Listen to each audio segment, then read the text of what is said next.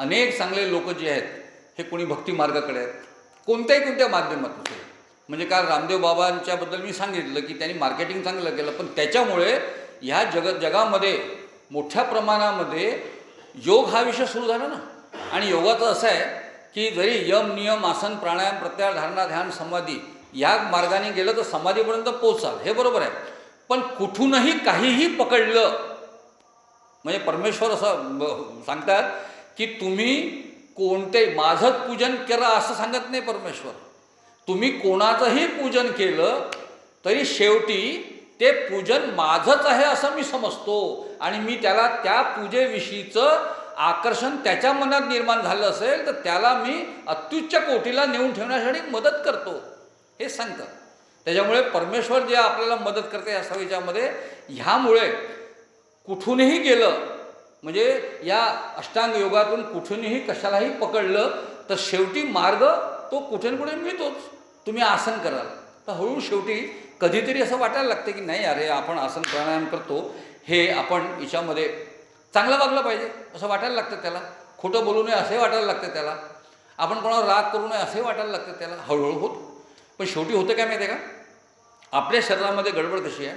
मी काल सांगितलं ना की शरीर सांख्ययोगामध्ये सांगितलेलं आहे प्रकृती जी त्रिगुणात्मक आहे आणि ह्या त्रिगुणात्मक प्रकृतीमध्ये जडत्व आहे, समजलं की नाही.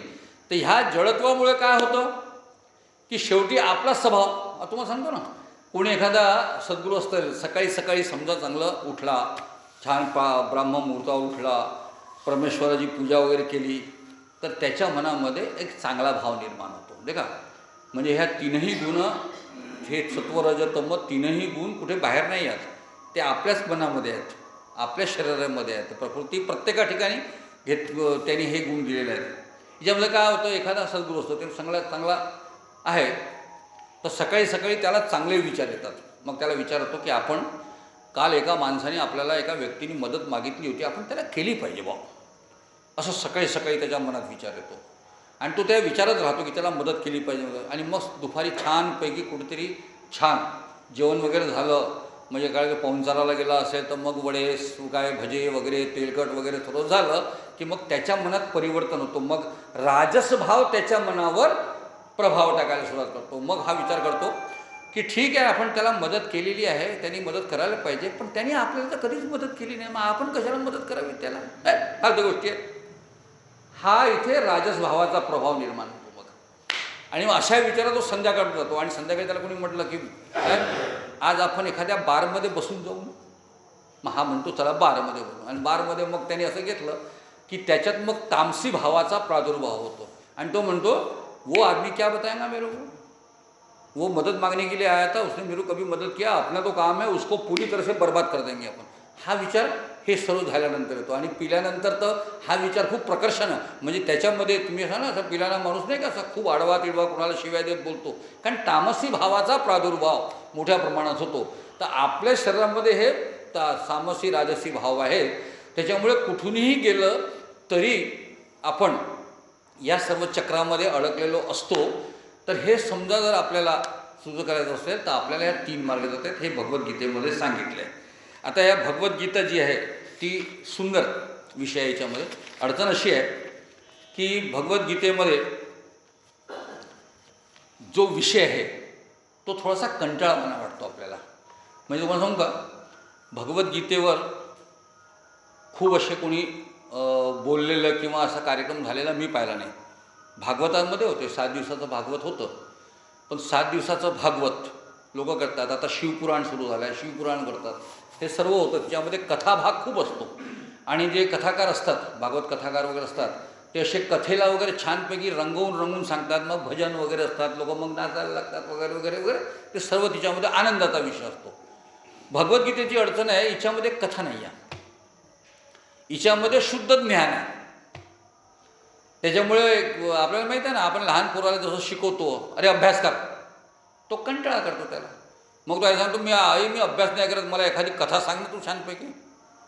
म्हणजे लहानपणापासून आपल्या मानवी स्वभावामध्ये कथेचं आकर्षण आहे, ज्ञानाचं आकर्षण कमी आहे. पण अर्थात मी काल सांगितल्याप्रमाणे असे जन्मावर जन्म जन्मावर घेत जात जात कुठे ना कुठेतरी केव्हा तरी निर्माण होतं आणि मग तो त्या विषयाचं आकर्षण निर्माण होतो त्याला. त्याच्यामुळे पहा ना, काही अजून म्हणजे आपल्याकडे कीर्तनकार आलेले आहेत, तरुण कीर्तनकार कीर्तन करतात. एक छान मुलगी आली होती मागे आपल्याकडे, छान करते. आता देशपांडेची बहीण होती ती आली होती, ती कीर्तनकार आहे. तर हे सर्व कुठल्या तरी पूर्वजन्मीच्या संस्कारामुळे निर्माण झालेलं आहे. त्याच्यामुळे होतं काय की हा प्रभाव आहे ना, त्या त्या जन्मातल्या सुकृताचा कर्माचा जो प्रभाव आहे, त्याच्यामुळे कोणी लहानपणापासून ह्या मार्गाला असतो, कोणी मोठे झाल्यानंतर ह्या मार्गाला लागतो, कोणी आनंदाने ह्या मार्गात लागतो, कोणी अभ्यासाने मार्गाला लागतो, कोणी भीतीनेही लागतो. त्याच्या की नाही. त्याच्यामुळे श्रीमद्भगवद्गीतेवर अभ्यास करणे, त्याच्याबद्दलचं ज्ञान करणे हे फार कमी होतं. म्हणजे भगवद्गीतेवर मला वाटतं फक्त एकदा टी व्हीवर बालाजी तांबे यांनी भगवद्गीतेवर प्रवचन केलेले मी आपण ऐकलेले आहेत. पण त्याच्यानंतर पुढे असं, आणि ह्याला राजाश्रयी नाही द्या, म्हणजे भगवद्गीतेवरचं प्रवचन करायचं म्हटलं तर कठीण यासाठी आहे की गेल्या आम्ही 1.5 वर्षापासून शीतलमाता मंदिरमध्ये सुमनजींच्या नेतृत्वामध्ये, सुमनजी देशपांडे ते भगवद्गीतावर प्रवचन करतात तिथे गेल्या, आणि ते नसताना मी करतो. त्यांनी माझं नाव सांगितलं की डॉक्टरांना बोलवत जायचं, ते मी करतो. आता आम्ही गेल्या 1.5 वर्षापासून त्या ठिकाणी प्रवचन करून राहिलो. आम्ही भगवद्गीतेचं 10-5 श्लोक आम्ही दर दिवशी घेतो. गेल्या 1.5 वर्षापासून आम्ही करतो आहे. तर या ठिकाणी 2 दिवस असतात आठवड्याचे, सकाळी बुधवारी आणि शनिवारी. तर आम्ही कुठे आता तिथे 14व्या अध्यायापर्यंत पोचलो आहे 1.5 वर्षानंतर. आणि तुमसरला सकाळी असते सोमवारी, तर सोमवारी आम्ही जातो तिथे. तर त्या ठिकाणी आत्ता 6वा अध्याय संपला, आता 7वा अध्याय सुरू होईल. तर कधी किती कठीण आहे ना. म्हणजे जो कार्यक्रम आम्ही 1.5 वर्षापासून राबवून राहिलो तो आजपर्यंत पोचला आम्ही. आणि हा सर्व विषय जो आहे आज आपण 1-1.5 तासामध्ये 2 तासामध्ये आपण या ठिकाणी करणार. किती कठीण आहे की नाही. पण हा आनंदाचा विषय आहे. तो ह्या 2 तासात मी प्रयत्न करीन. सर्वोपनिषदो गावो दुग्धा गोपालनंदन पार्थ वत्स सुधीर भोक्ता दुग्धम गीतामृतम महत्. हे गीतेच्या महात्म्याबद्दल सांगितलेलं आहे की हा गीता आहे उपनिषदाचं सार. आणि खरं सांगतो तुम्ही, श्रीमद भगवद्गीता आहे ना, ती जी कथा आहे ती सांगतायत कृष्ण अर्जुनाला, भगवान सांगतायत ती कथा असं आहे की उपनिषदाचं सार आहे. त्याच्यामध्ये उपनिषदातले मंत्र आहेत, वेदातले मंत्र आहेत, भागवतातले काही उल्लेख आहेत, हे सर्व आहे तिच्यामध्ये. पण ते वाचायला समजायला कठीण असल्यामुळे आणि आपली प्रवृत्ती साधारणतः अशी नसल्यामुळे आणि साधारणतः आपल्याला भीती अशी वाटते की ही भगवद्गीतेचं वाचन केलं म्हणजे घरी कुणी कुणाला वाचू देत नाही. हो, वाचलं की सांगतात काय तू आता मठात वगैरे जाणार आहेस का, संन्यास घेणार आहेस का, असं वगैरे. म्हणजे कालच माझी मिसेस रागवली, आता तुम्ही प्रवचन करतात आता मठातच जायला शाखा म्हणाला. पण अडचण कशी आहे की ह्या विषयावर खूप लोकांनी वेगवेगळा विषय केलेला आहे. म्हणजे ह्याच्यावर आदिशंकर ज्यांनी आपलं याचं भाष्य केलेलं आहे ते सर्व संन्यास ह्या अँगलनी केलेलं आहे. बाळगंगा टिळक आणि आपल्या लायब्ररीत छान पुस्तक आहे गीता रहस्य आहे. ते पूर्ण कर्मप्रवण आहे, कर्माच्या आधारावर आहे. आणि हिच्यामध्ये वेगवेगळ्या लोकांनी वेगवेगळ्या संदर्भ घेऊन याचा अभ्यास घेतला आहे. गीता म्हणजे विनोबा भावेंनी वेगळा विषय मांडला, महात्मा गांधींनी आपल्या प्रबंधात अनासक्ती योग वेगळा विषय मांडला. असं सर्वांनी वेगवेगळं मांडलेलं आहे. आणि त्याच्यामुळे गीतेतून कोणाला काय सापडेल हे सांगता येत नाही. एक मुसलमान डॉक्टर होता, हे असतात ना चान्सी वगैरेवाले, हे जे येतात ना बंगालवरून, ते जे फेक डॉक्टर असतात, त्याच्यामुळे एक डॉक्टर होता, तो मुसलमान होता पण तो गीता वाचायचा. तर मी त्याला विचारलं, अरे तू मुसलमान आहे, तू कुराण वगैरे वाच, हे गीता कशाला वाचतो. नाही म्हणे, गीता मला इतकी यासाठी आवडते म्हणे की त्याच्यातून जे मी करतो त्याच्याबद्दल मला आधार मिळतो म्हणे. मी म्हटलं असं गीतेमध्ये तुला आधार वाटेल असं काय रे बाबा त्याच्यामध्ये. तो म्हणला की गीतेमध्ये भगवंतानी अर्जुनाला सांगितलं आहे म्हणे की तू कोणाच्याच मृत्यू संदर्भात चिंता करू नको, या सर्वांचा मृत्यू माझ्या हाताने व्हायचा निश्चित झालेला आहे, तू फक्त निमित्त मात्र आहे. त्याच्यामुळे एखाद्या पेशंटला तपासताना माझ्या मनात हा विचार म्हणतो की ह्याचा मृत्यू तर ठरलेला आहे, मी फक्त निमित्त मात्र आहे, माझ्या हातून व्हायचं तर होईल याचा मृत्यू. म्हणून त्याला तो म्हणजे तो ह्या अँगलनी पाहून राहिला की मी तर निमित्त मात्र आहे, तो मरायचा असेल तर मरेलच, माझ्या हातानं का होईना म्हणणार नाही. तर असा वेगवेगळा विषय आहे. पण हिच्यामध्ये गंमत अशी आहे की श्रीमद भगवद्गीतेबद्दल आपल्याला हे सांगण्यात आलेलं आहे की हिच्यामध्ये आपल्या कुठल्याही प्रश्नाचं उत्तर मिळतं असं आपलं सांगितलं आहे. पण आपली अडचण कशी आहे माहिती आहे का? श्रीमद भगवद्गीता जी आहे ती कोणीही विचार जर केला नाही तिच्यामध्ये खरं म्हणजे कधीच हिंदू, ख्रिश्चन, इस्लाम हा विषयच नाही हो हिच्यामध्ये विषय कसा आहे? आत्मतत्व, परमात्मतत्व. पण अडचण कशी झाली आहे की आपल्यावर इतक्या वर्षाचा इंग्रजी अंमलदारांचा जो अंमल होता त्याच्यामुळे गीता ही कोर्टामध्ये वापरल्या जाते. कशासाठी माहिती आहे का? हिंदू माणसासाठी वापरल्या जाते.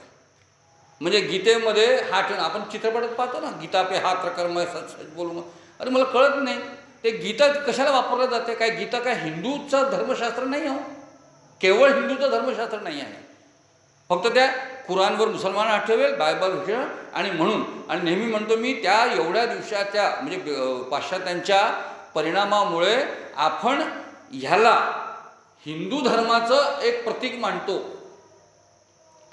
हे तर सकल समाजाच्या कल्याणाचा विषय आहे. याच्यामध्ये सकल कल्याणाचा विषय आहे. आणि कशाचा विषय आहे की हा एक संघर्ष आहे. हा संघर्ष कौरव पांडवांमध्ये झालेला संघर्ष आणि त्या संघर्षामध्ये अर्जुनाची झालेली स्थिती याच्यावरचं उत्तर या ठिकाणी आहे. म्हणजे हा जो संघर्ष आहे दोन प्रवृत्तीचा आहे. तुम्हाला सांगतो की काल तुम्हाला सांगितलं ना मी की महाभारतामध्ये सर्व जे पात्र आहेत ते एकेका प्रवृत्तीचे पात्र आहेत. धृतराष्ट्र, राष्ट्र म्हणजे आपण काय म्हणतो, अडचण कशी आहे आपली की आपल्याला खूप शब्दांचे अर्थ जे आहेत ना ते आपल्याला एक्झॅक्टली त्याच्या अर्थाने कधी सांगितलेच गेले नाही. आता धर्माला रिलिजन हे पर्यायी शब्द होऊच शकत नाही. धर्म आहे, धर्म वेगळा विषय आहे, रिलिजन वेगळा विषय आहे. तसंच या याच्यामध्ये जे आपण सांगतो की श्रीमद भगवद्गीतेमध्ये एखादा प्रश्न निर्माण झाला आहे, संघर्ष निर्माण झालेला आहे. तो संघर्ष कसा, तर कोणाच्याही आयुष्यात असे संघर्षाचे प्रकार येऊ शकतात, कुठल्याही संघर्षाला. तर त्या संघर्षाचं उत्तर कुठं सापडेल? श्रीमद भगवद्गीतेत सापडेल. तर हिच्यामध्ये या ठिकाणी तुम्हाला सांगतो की धृतराष्ट्र म्हणजे काय, आपलं राष्ट्र म्हणजे काय, समान विचारधारेचे, समान भावनिक आध्यात्मिक विचारधारेचे लोक ज्या ठिकाणी एकत्रित राहतात त्याला आपण राष्ट्र म्हणू. राज्य वेगळं, स्टेट वेगळं, नेशन वेगळं. राष्ट्र त्याला म्हणतो आपण की समान संस्कृतीचे लोक, समान कल्चरचे लोक ज्या ठिकाणी एकत्रित राहतात तो भाग आहे राष्ट्र. याची धृतराष्ट्राची समान संस्कृती काय होती? धृतराष्ट्र आपलं पहिलाच प्रश्न जो आहे गीतेमध्ये सुरू होणारा, धर्मक्षेत्र आहे, कुरुक्षेत्र आहे, इथून सुरुवात होतो. तर त्याला चिंता मांडवायची नाही आहे.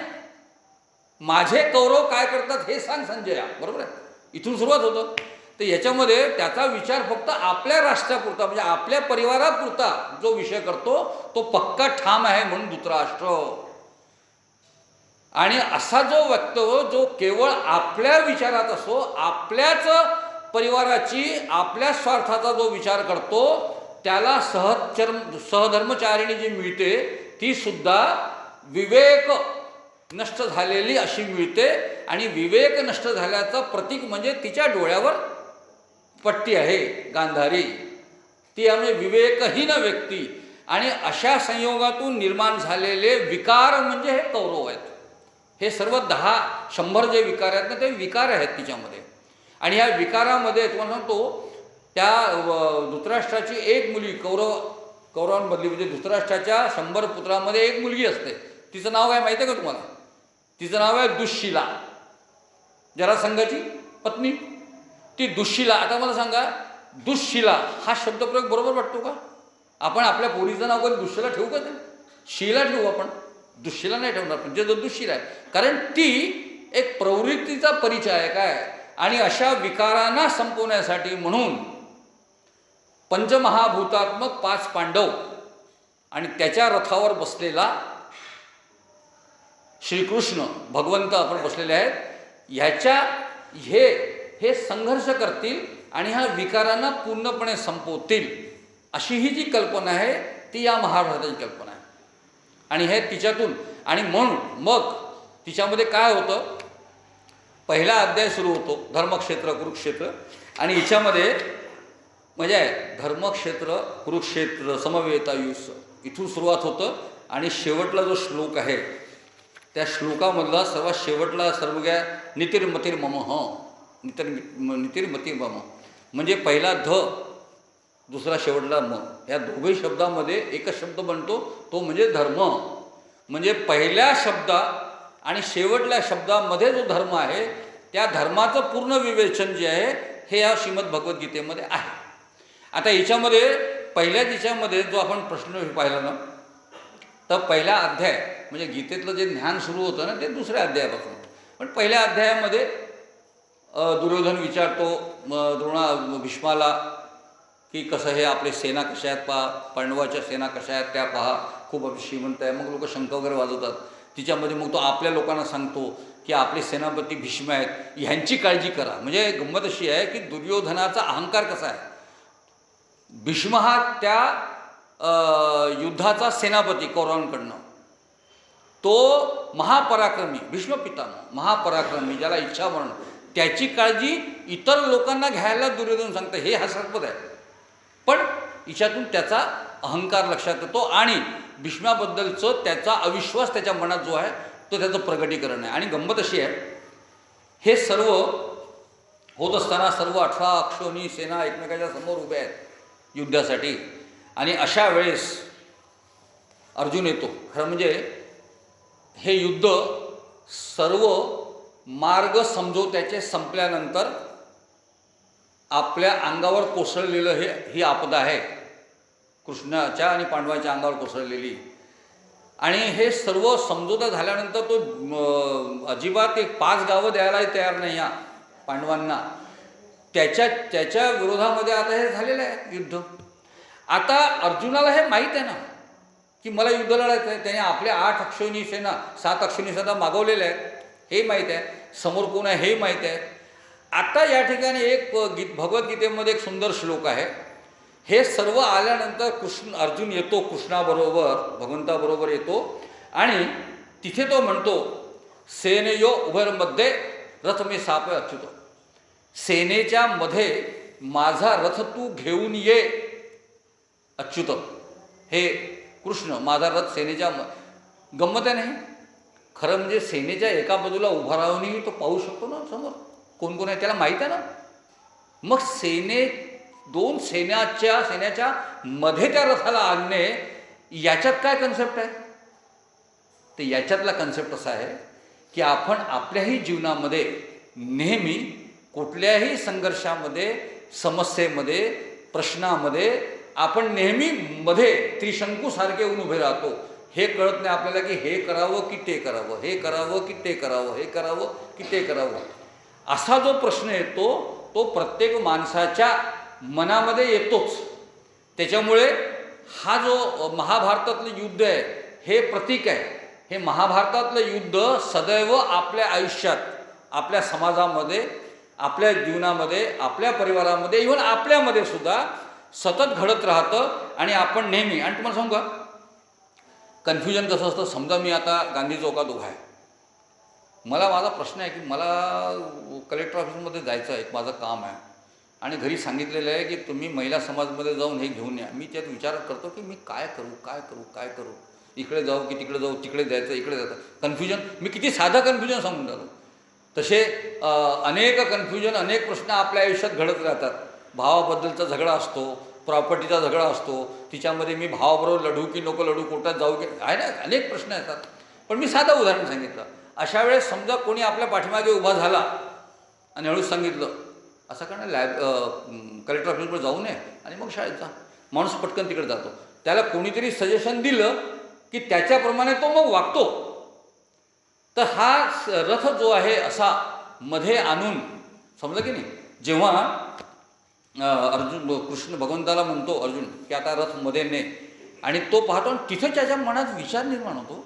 गंमत अशी आहे की खरं म्हणजे तो तर घरूनच निघालेला आहे ना युद्धासाठी, पण समोर पाहतो तर त्याला काका मामा जावई सासरा मित्र आप्त नातलग सर्व दिसतात, सर्व दिसतात. आणि तिथं त्याच्या मनात विचार येतो की आता मी नाही लढू शकत यार, आता मी नाही लढत. म्हणजे तो असं म्हणतो की मी ह्या सर्वांना मारून मी कसं काय युद्ध करू, युद्ध केल्यानंतर माझेच नातलग मरतील, वर्णसंकर होऊन जाईल, हे सर्व झालं. तर ह्या सर्व विषयामध्ये तो हातातला जो आहे धनुष्यबाण गांडीव धनुष्य ठेवून देतो आणि मग समजा मी काही लढत नाही. पण याच्यामध्ये एक श्लोक सुंदर आहे सर. म्हणजे दुसऱ्या अध्यायामध्ये जेव्हा शेवटी 7वा श्लोक आहे, यत शेजस्ताने शीतम ब्रूहि तन्मे शिष्यस्तेहम शादी माम त्वाम प्रपतो. म्हणजे याच्यामधला हा श्लोक वाचला 7वा. हिच्यामध्ये कृष्ण म्हणतो की मी आता, तू जरी मला असा भेकड वगैरे म्हणत असतील, कायर म्हणत असतील, हे सर्व असेल, पण हिच्यामध्ये मी या धर्माच्या संदर्भात मी मोहात आलेलो आहे कृष्ण. तू मला काहीतरी आता मार्ग दे. ब्रूहि तन्मे ब्रूहि, तू मला सांग की हिच्यामध्ये तू मला मी काय करू, कारण मी तुझा एक चांगला शिष्य आहे. आता या ठिकाणी आपल्या मित्राला सखा, कृष्ण हा सखा म्हणतो त्याला तो म्हणतो की तू माझा गुरु आहे, मी तुझा शिष्य आहे, तू मला सांग. मी तुम्हाला सांगतो ना, हे एक प्रतीक आहे. आपल्या आयुष्यातही असे अनेक संकट कष्ट आपल्या आयुष्यात येतात. आपल्याला हे कळत नाही आपण कोणाला सांगावं ते. काल मी तुम्हाला उदाहरण सांगितलं की 2.5 तासाच्या प्रकरणामध्ये, 2.5 तासाच्या चित्रपटामध्ये पहिल्या फ्रेममध्ये कोणी ना कोणी कोणाबरोबर तरी काहीतरी लपवते आणि 2.5 तासाचा संघर्ष चालतो आणि मग काहीतरी मोकळं होतं. पण असं कोणी कोणाला आपलं संकट सांगत नाही सर. आणि तुम्ही अनुभव घ्या, आपल्या जीवनामध्ये आपल्याला किती लोक सापडतात की जे अशा संकटाने घाबरलेले आहेत, कोणाला काही कळत नाही काय करावं करू नये. आणि मग एखादा मुलगा परीक्षेत नापास झाला, तो कोणाला सांगत नाही, सरळ वैनगंगा नदीवर जाऊन संपून टाकतो आयुष्य. एखादा व्यापारी असतो, एखाद्या व्यापाऱ्याला आलेला तोटा तो कोणाला सांगू शकत नाही, तो कुठेतरी जीव देऊन टाकतो. ह्या प्रसंग आपल्या आयुष्यात आपण बघतो ना समाजामध्ये. तिच्यामध्ये अडचण काय की तो माणूस स्वतःच्याच ह्या समस्येमध्ये इतका केंद्रीभूत होऊन जातो की त्याला कोणाला सांगून काही कळत नाही, कन्फ्युजनमध्ये येतो. आणि हे कन्फ्युजन जे आहे ते कन्फ्युजन, हे जे कन्फ्युजन अर्जुनाला जे आलेलं कन्फ्युजन, तसं कन्फ्युजन अशी संभ्रमावस्था त्याच्यामध्ये निर्माण होते. आणि त्याच्यावरचं उत्तर जे आहे हा श्लोक आहे की तुम्ही आपल्या मनात आलेला कुठलाही प्रश्न समस्या ही कोणाला तरी गुरु म्हणून सांगा ना. आपल्या मित्राला सांगा, वडिलांना सांगा, वडिलांना जमत असेल तर आईला सांगा, आईला नसेल सांगायची इच्छा, घरी सांगायचं नसेल तर एखाद्या मित्राला सांगा. पण कोणालाही आपल्या मनात, जसा हा अर्जुन शिष्यत्वाच्या भूमिकेत होतो ना की मी तुझा शिष्य आहे आणि तूच माझं जे काही आहे, मला तू म्हणजे मी तुला शरण आलेलो आहे, मला तू हिच्यामध्ये सांग कसं आहे. इथून तो असं जर त्याला सांगितलं, कोणीतरी मित्राला सांगितलं, तो भाव मनात ठेवून, तर मी निश्चित सांगतो, आणि हा माझा स्वतःचा अनुभव बरं का, माझ्याही आयुष्यात अनेक प्रसंग असे आलेले आहेत. त्या प्रसंगात मी एखाद्या माझ्या मित्राला मी सांगितलेलं आहे आणि माझ्या मित्रांनी मला माझ्या संकटातून सोडवण्यासाठी मला मार्ग सांगितलेला आहे. पण तो मार्ग सांगताना माझ्या मनात कोणाला तरी मी विचारावं हा विचार येणं आणि मला ज्याला विचारायचं आहे त्याला मी गुरुस्थानी मानणे हा भाव माझ्या मनात येणं, त्या ठिकाणी श्रीकृष्ण अर्जुन जो आहे गुरु आणि शिष्याच्या स्वरूपामध्ये तुमच्याही आयुष्यात ठिकठिकाणी असे उपस्थित होऊ शकतात, असा हा श्लोक आहे. आणि अशा पद्धतीने या ठिकाणी या दुसऱ्या अध्यायापासून सुरुवात होतं. आणि छान आहे, दुसऱ्या अध्यायामधला श्लोक आहे. आता मी गीतेप्रमाणे काही काही श्लोक सांगत देईन तुम्हाला. हिच्यामध्ये काय दुसऱ्या अध्यायामध्ये श्लोक आहे. हा अर्जुन जेव्हा म्हणतो ना तू शोक कशाला करतो आहे कोणाला मारण्यासाठी, पहिल्या अध्यायामध्ये सांख्य योगाचा अध्याय आहे पहिला, दुसरा अध्याय. हिच्यामध्ये पूर्ण ध्यान देतो की हा आत्मतत्व कसं आहे. हिच्यामध्ये सांगता की तू जे लोक मरतात, जे लोक जन्म देतात, त्याच्या मरण्याच्या कल्पनेनं तू कशाला भानगड करतो आहे, कशाला विचार करतो आहे, तू काय मारतोस राजा. न त्वेवाम जातु नासम न त्वं जेने गणाधिप न जैवम न भविष्याम सर्वे वय मत्परम, असा हा श्लोक आहे. म्हणजे याच्यामध्ये मोठा सुंदर श्लोक आहे.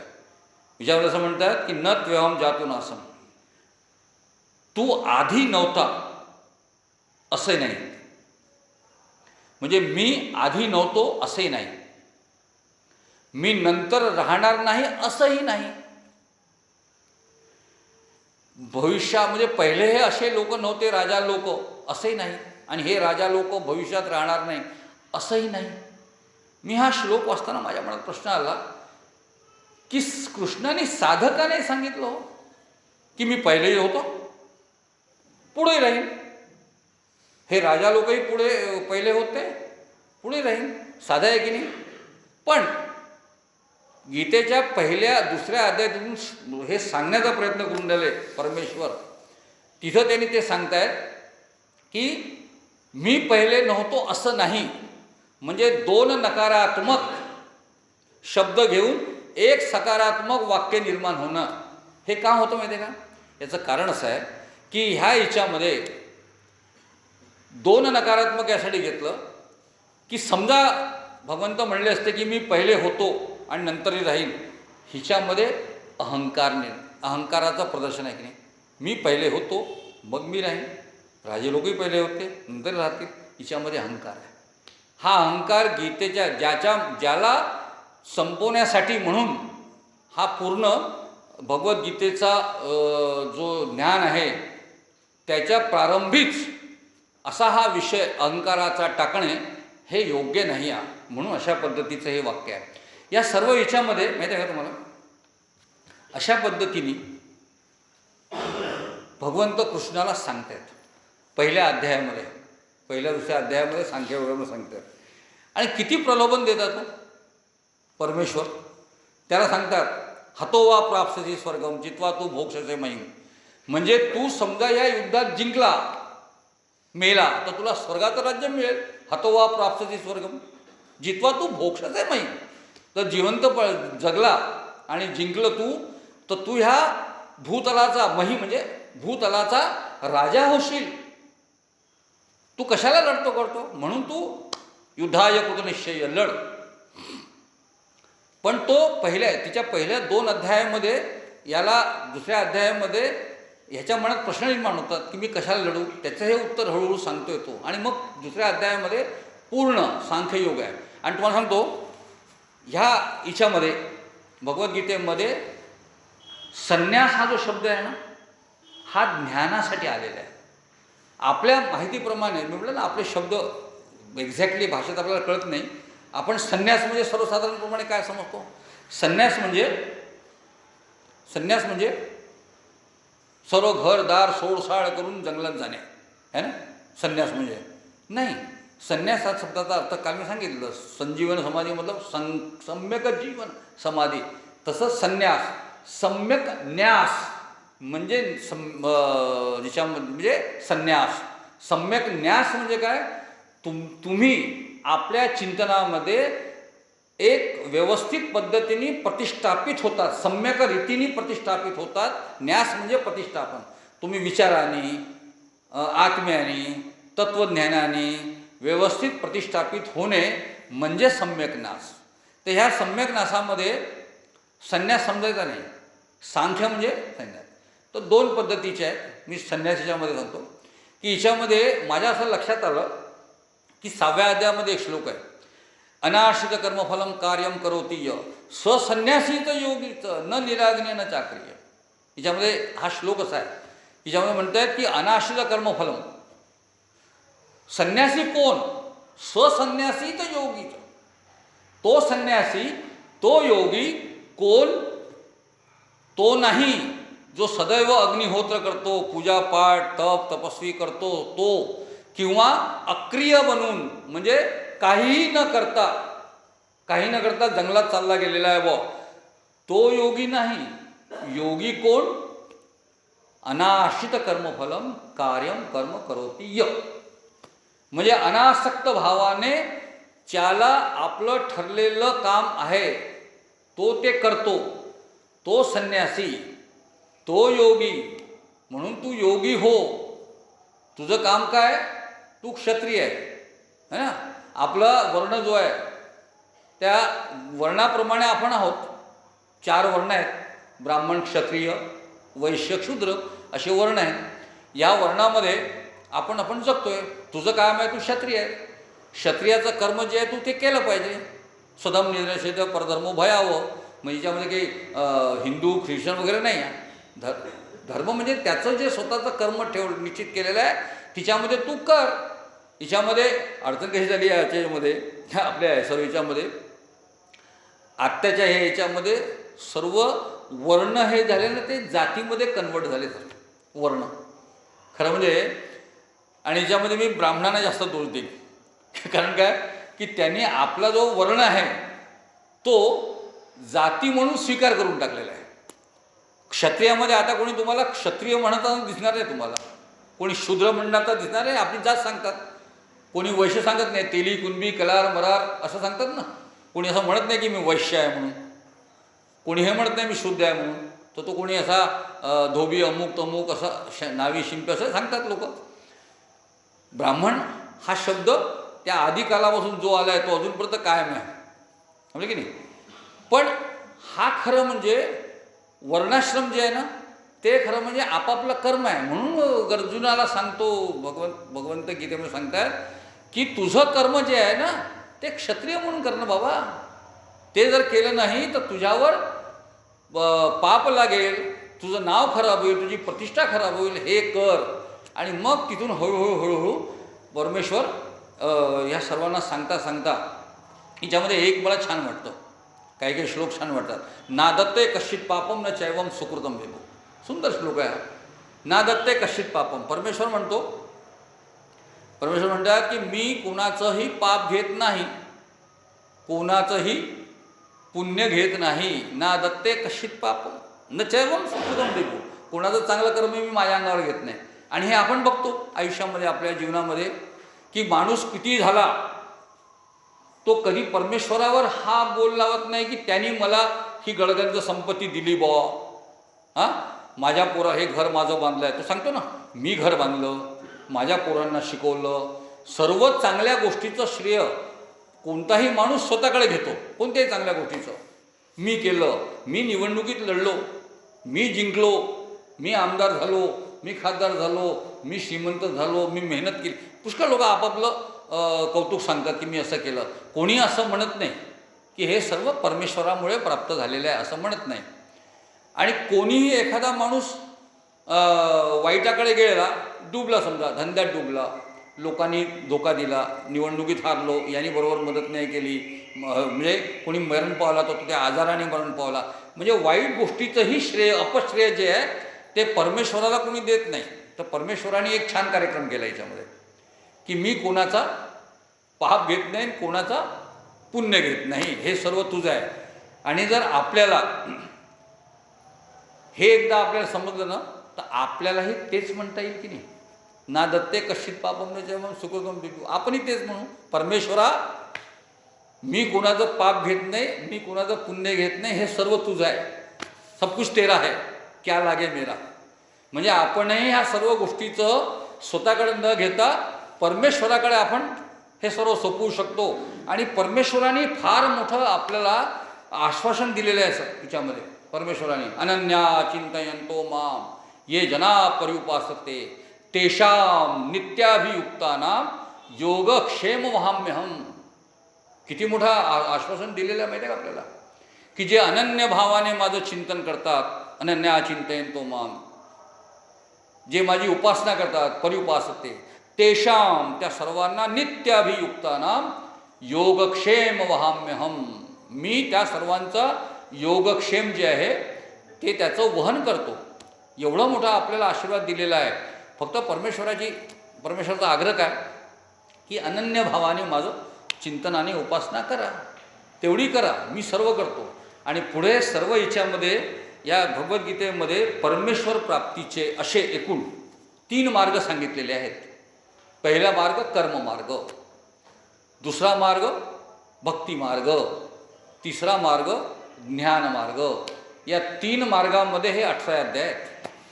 पहिले 1 अध्याय ते 6 अध्याय हे 1 अध्याय ते 6 अध्याय हे आपले कर्ममार्गाचं विवेचन करणारे आहेत.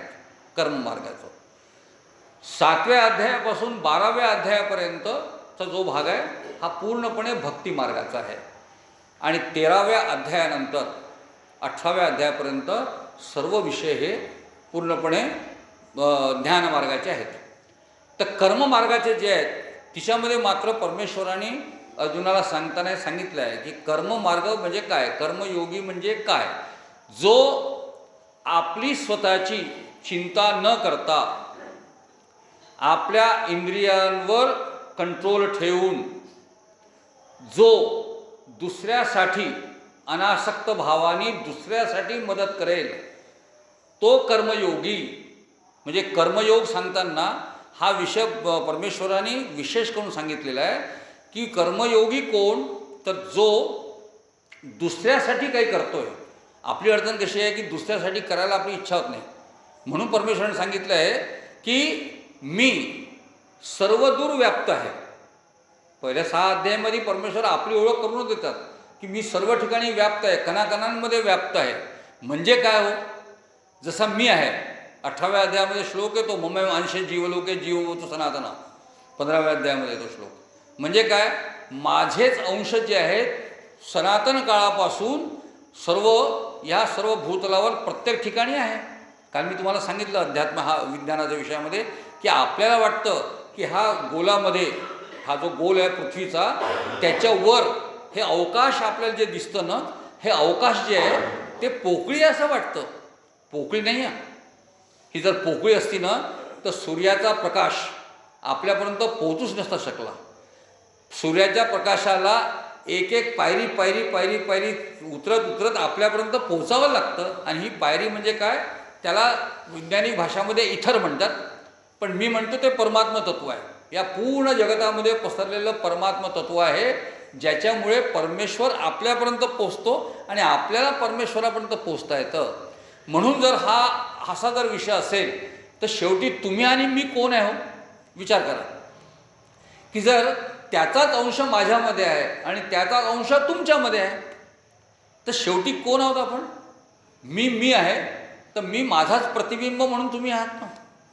खरं म्हणजे खरं पाहिलं ना तर तुमच्यामध्ये स्थालकालाप्रमाणे, कर्माप्रमाणे, जीन्सप्रमाणे, जीन्स जसे बदलत तसे आपले चेहरे वेहरे बदललेले, चेहरे शरीर यष्टी बदललेले आहे. पण परमेश्वराने आपल्यामध्ये कुठेही फरक केलेला नाही आहे. म्हणजे संबंध मानव प्राण्यामध्ये कुठेही तसोबरी फरक नाही आहे. फक्त चेहरा थोडासा वेगळा दिसतो. कोणाचा गोरा आहे, कोणाचा काळा आहे, कोणाचा चपटा आहे, कोणाचा कसा आहे. थोडं ते स्थालकालाप्रमाणे आहे. तुम्ही समजा इकडे जपानमध्ये वगैरे गेले सर्व बसक्या नाकाचे लोक आणि कमी लहान डोळ्याचे लोक सापडतील तुम्हाला. अच्छा, त्यांचे परमेश्वरही त्यांनी आपल्या पद्धतीने निर्माण केलेले आहेत. त्यांचे परमेश्वर काही चांगले गोरे भरावर उंच वगैरे नाही आहेत. जपानकडे गेलं तर त्यांचे सर्व देव जे ते असे लहान बुटकेसे आणि बारीक डोळ्याचे आहेत. म्हणजे गौतम बुद्ध तिकडला बारीक डोळ्याचा दिसतो, आपल्याकडला गौतम बुद्ध मोठ्या डोळ्याचा दिसेल आपल्याला. तसंच म्हणजे इकडे वर उत्तरेकडे गेलं तर गोरे भरावर लोक उंच वगैरे ज्याला म्हणतो आपण असे लोक. पण हा सर्व पण आहे. पण नाक, डोळे, कान जे इंद्रिय दिलेले आहेत आपल्याला ते सर्व सारखेच आहेत ना. सवयीसुद्धा सारख्याच आहे. तुम्ही जपानला गेलो होतो एका मॉलमध्ये तर 2 महिलांना एका सामानासाठी एकमेकाच्या झिंज्या पकडू भांडण करताना मी पाहिलेलं आहे. तिथं गेल्यानंतर माझ्या लक्षात आलं, अरे हे तुम्ही भांडण नळावरही बघतो भांडण सारखंच आहे. मग माझ्या लक्षात आलं की जपानमध्ये काही फरक नाही ना अमेरिकेतही काही फरक नाही. सर्व ठिकाणी भांडणाच्या सवयी सारख्याच आहेत. एकमेकाला शिव्या देत भांडणं तिकडे करतात इकडे करतात. ते फक्त सॉफिस्टिकेटेड भांडणं करतात. तिकडले इंग्रजी लोक भांडण करताना थोडंसं त्यांच्या संस्काराप्रमाणे करतात. आपल्याकडला माणूस तो हातात लट घेतो लोकांच्या समोरच्या लोकांना मारून टाकतो.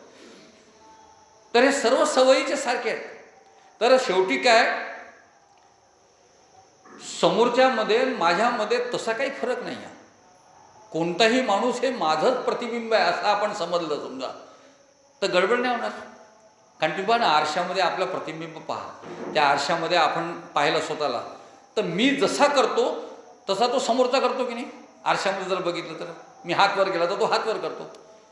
आता तुम्ही आपल्यामधला अनुभव पहा.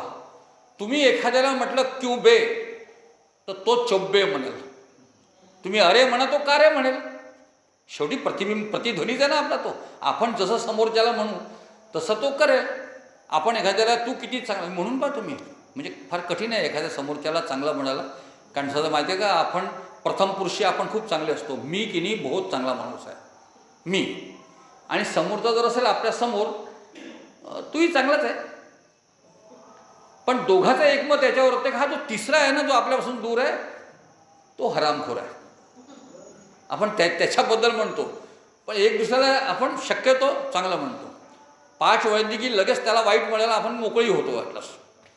अशा पद्धतीने जर विचार केला ना, तर शेवटी माझं प्रतिबिंब आहे. मी जर चांगला म्हणेन तो चांगला म्हणेन. मी 1-2 ओळी लिहिलेल्या आहेत त्याच्यावर की ना कोई भेद बनाने वाले ने रोम रोम और कनकन में रखा है, ये सारा मैल तो तूने मैंने अपने मन में रखा है. आपल्याच मनात आहे. आणि याचं उत्तरही दिलेलं आहे मी. ये मैल हटा प्रकाशी संसार खड़ा है, ये मैल हटा देख प्रकाशी संसार खड़ा है, तू इतना कह दे की मैं नहीं मुझसे तू बडा है. एवढं साधं उत्तर आहे याच्यावरचं. हे जर आपण करू शकलो आणि समोरच्याची त्याच्यामध्येही परमात्मा स्वरूप आहे असा विचार केला, तर आपण केव्हाही दुसऱ्याला मदत करण्याची आपल्याला जी इच्छा होईल ती इच्छा निर्माण होते. आणि असं पण याच्यामध्ये काय होतं, याच्यामध्ये कर्म आणि कर्मयोगीमध्ये एक फरक आहे की तुम्ही आपल्या स्वार्थासाठी समोरच्याला जर मदत करणार असाल तर ते कर्म होईल तुमचं, ते कर्मयोगीचं लक्षण नाही आहे. पण एखाद्याला मदत करताना एखाद्याला मदत करताना आपल्या मनात कुठलाही स्वार्थ नसताना आपण समोरच्याला मदत करतो, तो कर्मयोगी. म्हणजे याच्यावर विनोबाने आपल्या गीताईमध्ये सुंदर उल्लेख केलेला आहे. विनोबाजी म्हणतात की माणूस स्वतःसाठी जगतो, स्वतःच्या कल्याणासाठी काम करतो, स्वतःच्या हितासाठी करतो, ही त्याची प्रकृती आहे, स्वभाव आहे, प्रकृती आहे. पण एखादा माणूस समोरच्याला आपल्या मनात कुठलाही स्वार्थ न ठेवता त्याला मदत करतो, ही संस्कृती आहे. आणि समोरच्याचं नुकसान झालं तरी चालेल, त्याच्यामुळे मला फायदा झाला पाहिजे असं वाटणं ही विकृती आहे. तर शेवटी आपला प्रवास कुठून झाला पाहिजे, प्रवृत्तीमध्ये. आपण विकृतीकडे किती जातो आणि संस्कृतीकडे किती वळतो, हा प्रवास आपला व्हायला पाहिजे. म्हणजे सारे ग्रंथ कहे गए महाभारत और रामायण, सारे ग्रंथ कहे गए महाभारत और रामायण, वानर से नर बना तो नर से बने नारायण. शेवटी आपण नर म्हणून मध्ये आहोत. आपण वानर बनायचं स्वतःला की नारायण बनायचं, हाच प्रवास आहे आपला. आणि ह्याच्यासाठी हा जन्म आहे. आणि ह्या सर्व याच्यामध्ये या पहिल्या 6 अध्यायामध्ये मग अष्टांग योगाचा पुष्कळ विस्ताराने विचार आहे. अष्टांग योग 6व्या अध्यायामध्ये पूर्णपणे सांगितलं आहे की तू आपल्या शरीरामध्ये ह्या सर्व ज्या प्रकृतीगत आहे, आणि परमेश्वराने सांगितलं आहे भूमी आप अनल वायू खम मनोबुद्धिरेवच अहंकार इत्यमे भिन्ना प्रकृती अष्टदा. मी तुझ्यामध्ये भूमी आप अनल वायू खम, खम म्हणजे आकाश, याच्या सकट ह्या 8 प्रकृती सकट आहे, मन बुद्धी अहंकार, याच्या सकट मी तुझ्या. आणि गंमत कशी पहा ना, अहंकार सुद्धा ही माझीच प्रवृत्ती आहे हे परमेश्वर सांगतात. की गंमत आहे की नाही. म्हणजे पूर्ण भगवद्गीतेमध्ये अनासक्ती योग सांगितला आहे. निर्ममो निरहंकार होऊन तू माझं चिंतन कर म्हणणारा कृष्ण हे सांगतोय की अहंकार आहे. म्हणून मी काल तुम्हाला सांगितलं ना की परमेश्वरामध्ये सुद्धा परमेश्वर म्हणजे निर्ममो निरहंकार अशी ती वस्तुती आहे. तिच्यामध्ये अहंकाराचा पूट आला की एक स्टेज खाली येतं. ईश्वर त्याच्यात थोडा अहंकार वाढला की एक स्टेज परत खाली येते. देव त्याच्यामध्ये खाली वाढला. म्हणजे जसं इंद्र वगैरे की नाही, आपण बघतो इंद्राच्या कथा आपण ऐकतो की इंद्र म्हणजे काय, तो नेहमी कोपिष्ठ असतो. नेहमी त्याला भीती वाटत असते. कोणी तपस्वी तप केला की त्याचं आसन डोळ्याला लागते. खरं म्हणजे हे प्रतीक आहे हो. इंद्रसुद्धा एक प्रतीक आहे. तुम्हाला सांगतो हे प्रतीक समजून घेण्याची गरज आहे. इंद्र म्हणजे काय, आपल्या देहातल्या इंद्रियाचा स्वामी जो आहे तो इंद्र, त्याचा इंद्र, ह्या सर्व इंद्रियाचा स्वामी इंद्र.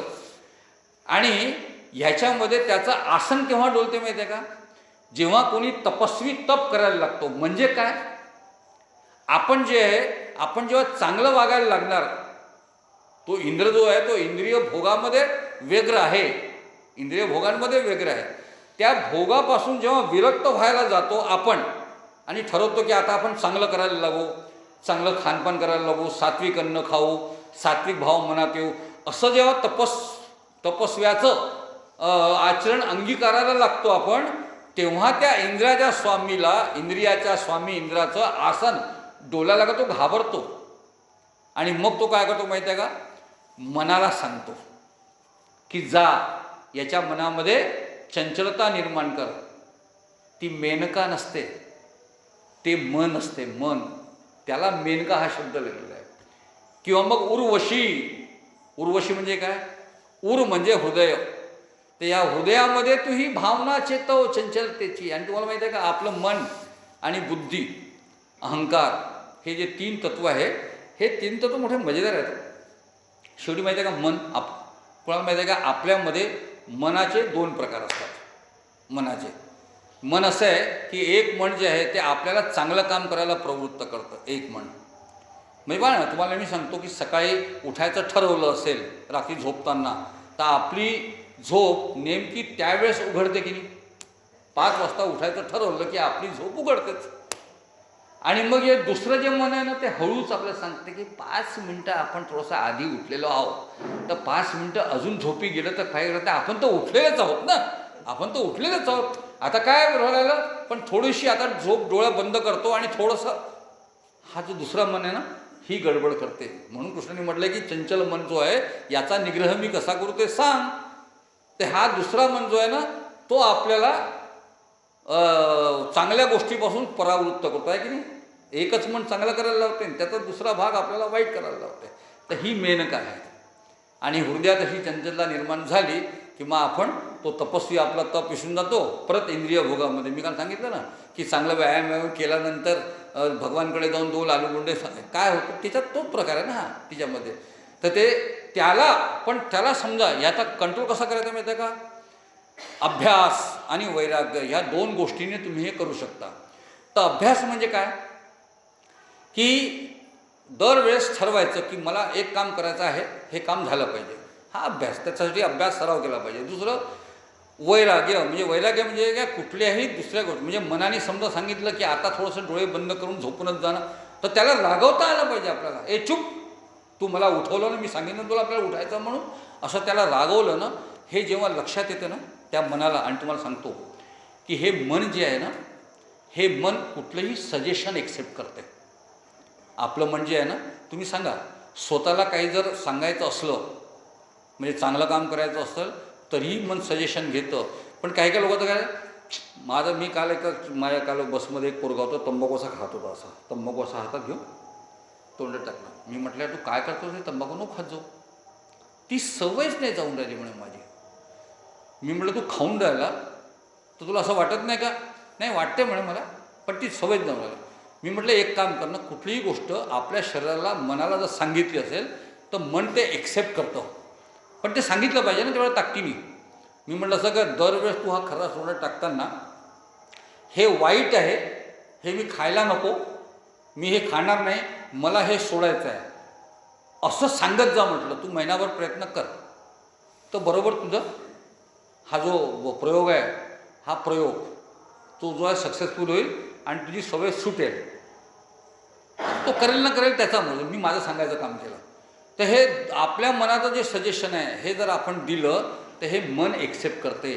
त्याच्याप्रमाणे हे अहंकार जो आहे तो सोडायला सुद्धा परमेश्वर सांगून राहिला या ठिकाणी आणि सांगताय की तू हळूहळू हे सर्व गोष्टीपासून याच्यामध्ये वाईट जा. भूमी आप अनल वायू खम, म्हणजे तुम्हाला सांगतो पंचमहाभूतात्मक आपली प्रकृती आहे. तुम्हाला सांगू काय, हे पंचमहाभूतात्मक याचं समजा चिंतन केलं तर आपल्याला लक्षात येईल की सबंध ब्रह्मांडाची निर्मिती कशी झाली हे लक्षात येतं या 5 श्लोकांमुळे. पंचमहाभूताचा अभ्यास करता बरोबर कसं सांगतो तुम्हाला की पंचमहाभूतामध्ये सर्वात पहिले आकाश, आणि आपले पंचमहाभूतात्मक जे आहेत त्याच्यातून निर्माण झाले, सात्विक भावातून निर्माण झालेले ज्ञानेंद्रिय आपले. तर ज्ञानेंद्रिय आपले 5 आहेत, त्याचे 5 ज्ञान आहेत, बरोबर आहे. आणि पंचमहाभूत आहेत, 5 पंचमहाभूत आहेत. तर आकाशाचं तत्त्व काय माहिती आहे का? आकाशाचं एकच तत्त्व आहे, ते म्हणजे आवाज, नाद, शब्द. आकाशामध्ये काय गुण आहे? हा एकच गुण आहे. त्याच्यानंतर मतलब वायूमध्ये 2 गुण सापडतात आपल्याला. नाद तो आहेच, आवाज आहे, स्पर्श आहे. त्वचेचा गुण स्पर्श हा तिच्यामध्ये आहे. तिसरा तिच्यामध्ये गुण जो होतो अग्नीमध्ये, अनल, अनलमध्ये तिसरा गुण. तिसरा गुण कोणता आहे? नादही आहे, स्पर्शही आहे, उष्णता जाणवते आपल्याला. आणि तिसरा त्याचा गुण आहे तो म्हणजे ते दिसतं ना, रूप, डोळ्याचा गुण, तो आहे तिसरा गुण त्याच्यामध्ये. आणि मग त्याच्यानंतर जल, हा ना, आप. हा आप जो आहे तो कोणता आहे? हिच्यामध्ये पाण्याचा गुण कोणता आहे? 4 गुण तर आहेत तिच्यामध्ये. नाद आहे, स्पर्श आहे, दिसणार आहे, पण चौथा गुण कोणता आहे? त्याला चव आहे, चव, रसनेचा, जिभेचा, आपल्या इंद्रियाची ओळख जी आहे तो गुण आहे तिच्यामध्ये. आणि पृथ्वीमध्ये 5ही गुण आहेत. म्हणजे नाद आहे, आवाज आहे पृथ्वीमध्ये, स्पर्श आहे पृथ्वीमध्ये, दिसते आहे आपल्याला, चवही आहे तिच्यामध्ये, आणि म्हणजे वासही आहे त्याच्यामध्ये. 5वा जो गंध आहे तो 5 गुण आहे. आणि हे लक्षात आलं की पहिल्यामध्ये 1 गुण, दुसऱ्यामध्ये 2 गुण, तिसऱ्यामध्ये 3 गुण, चौथ्यामध्ये. आणि हाच जर विचार केला तर परमेश्वरापासून या सृष्टीची निर्मिती जी होते ना, ही ह्या क्रमानेच होते आहे. लक्षात घ्या तुम्ही.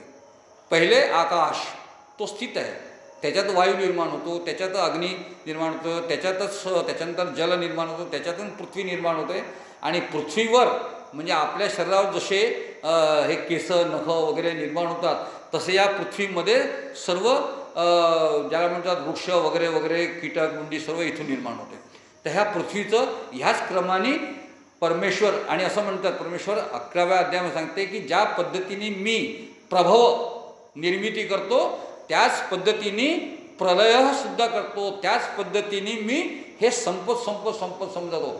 म्हणून काल तुम्हाला मी सांगितलं होतं, त्या गीतेमधूनच मला हे लक्षात आलं की जेव्हा समाप्त होतं ना, कल्पाच्या शेवटी जेव्हा संपवायचं असतं परमेश्वराला, तर परमेश्वर असंच संपत जातो. आणि ते संपवण्याचा कार्यक्रम जो कल्की अवतार म्हणतो ना आपण, तो कल्की अवतार जे आहे तो ह्या कामासाठी आहे की ह्या सर्वांचं जे आक्रसणं आहे ते आक्रसणं करायसाठी हे कल्की अवतार आहे. पण मध्ये एकदा टी व्हीवर आलं होतं, कल्की अवतार आएगा तो विस्फोट होगा भयानक रूप से झंग. हे काही होणार नाही, ज्ञानाचा विस्फोट होईल. शेवटी हे शिकता शिकता आपल्याला ज्ञान आणि योगिक क्रियेतून ज्ञान आणि विज्ञान क्रियेतून ज्ञान, हे सर्व ज्ञान जेव्हा एकत्र होईल, त्या एकत्र झाल्याने जेव्हा माणूस स्वतःला आपल्या देहतत्वापासून विरक्त करू शकेल, विलग करू शकेल, त्या दिवशी मात्र हे शेवटी संपत जाईल. म्हणजे माणूस संपला की त्याच्यावर बायोलॉजिकल सायकॉलॉजी सांगतो, विज्ञानात सांगते, त्याच्यावर डिपेंडंट असलेल्या इतर गोष्टी हळूहळू संपत हा ग्रह जो आहे हा पूर्णपणे शुष्क होऊन जाईल. आणि अशा पद्धतीने हे पृथ्वी संपली. एक त्या मन्वंतरामधलं त्या 43,20,000 हे संपलं की परत सतयुग सुरू होईल. आणि सतयुगामध्ये सर्व प्राणी, पहाड, नदे, नाले, झाड आणि सर्व मोठे मोठे डायनासोरसारखे परत पुन्हा निर्माण होतील. आणि हे कसे निर्माण होतील आणि कसे संपतील माहिती आहे का? गंमत आहे. हे कधी कधी माहिती आहे तुमच्या, आम्ही सर्व असं डोळसपणे जर पाहिलं तर आपल्याला लक्षात येतं की आपल्याला प्रश्न पडतो की हे परत निर्माण कसं होईल. तर साधा आपण हरभऱ्याचं झाड घेतो, एक हरभरा घरी आणला समजा, पोत्यामध्ये शेतकऱ्याने आणला, त्या हरभऱ्याला तोडून पाहिलं तर काही दिसतं का तिच्यामध्ये? आपल्याला हरभऱ्यामध्ये काही दिसत नाही. पण तोच हरभरा समजा जमिनीत लावला, उष्णता आणि पाणी समप्रमाणात त्याला मिळाली, तर जे दिसलं नाही आपल्याला ते तिच्यातून उगवते की नाही? ते उगवते. आणि उगवलं की त्या झाडावर त्याच्यापेक्षा 200 पटींनी हरभरे लागतात तिच्यामध्ये, आहे की नाही? आणि ते लागलं की ते मस्त आहे. म्हणजे पहा, उत्पत्ती स्थिती लय सर्व दूर कशी आहे की उत्पत्ती झाली, वाढलं, ते झाड वाळते, आणि झाड वाळल्यानंतर ते आपण चणे बाहेर केले की ते संपते. म्हणजे ज्या चण्यात जे नव्हतं, नासते विद्यते भावो ना भावो विद्यते सत, जे तिच्यात नव्हतं ते सत्य होतं, ते झाड ते दिसलं नाही आपल्याला. तसंच तुम्हाला सांगू का, तुम्ही समजा हे लाईटकडे कधी कधी जेव्हा दमट वातावरण येते त्या दमट वातावरणामध्ये जेव्हा अचानक त्या लाईटवर किडे धावायला लागतात, हे आपण बघितलेलं आहे. अच्छा, हे किडे म्हणजे काय, ते कुठून येतात हे आपल्याला कधी कळलंच नाही. ते येण्याच्या पहिलेसुद्धा कधी कळलं नाही आपल्याला की येतात कुठून आहे. पण येतात, आले, त्या दिव्यावर गेले की दुसरी सकाळी त्या दिव्याच्या खाली खच पडलेला असतो आणि संपतो.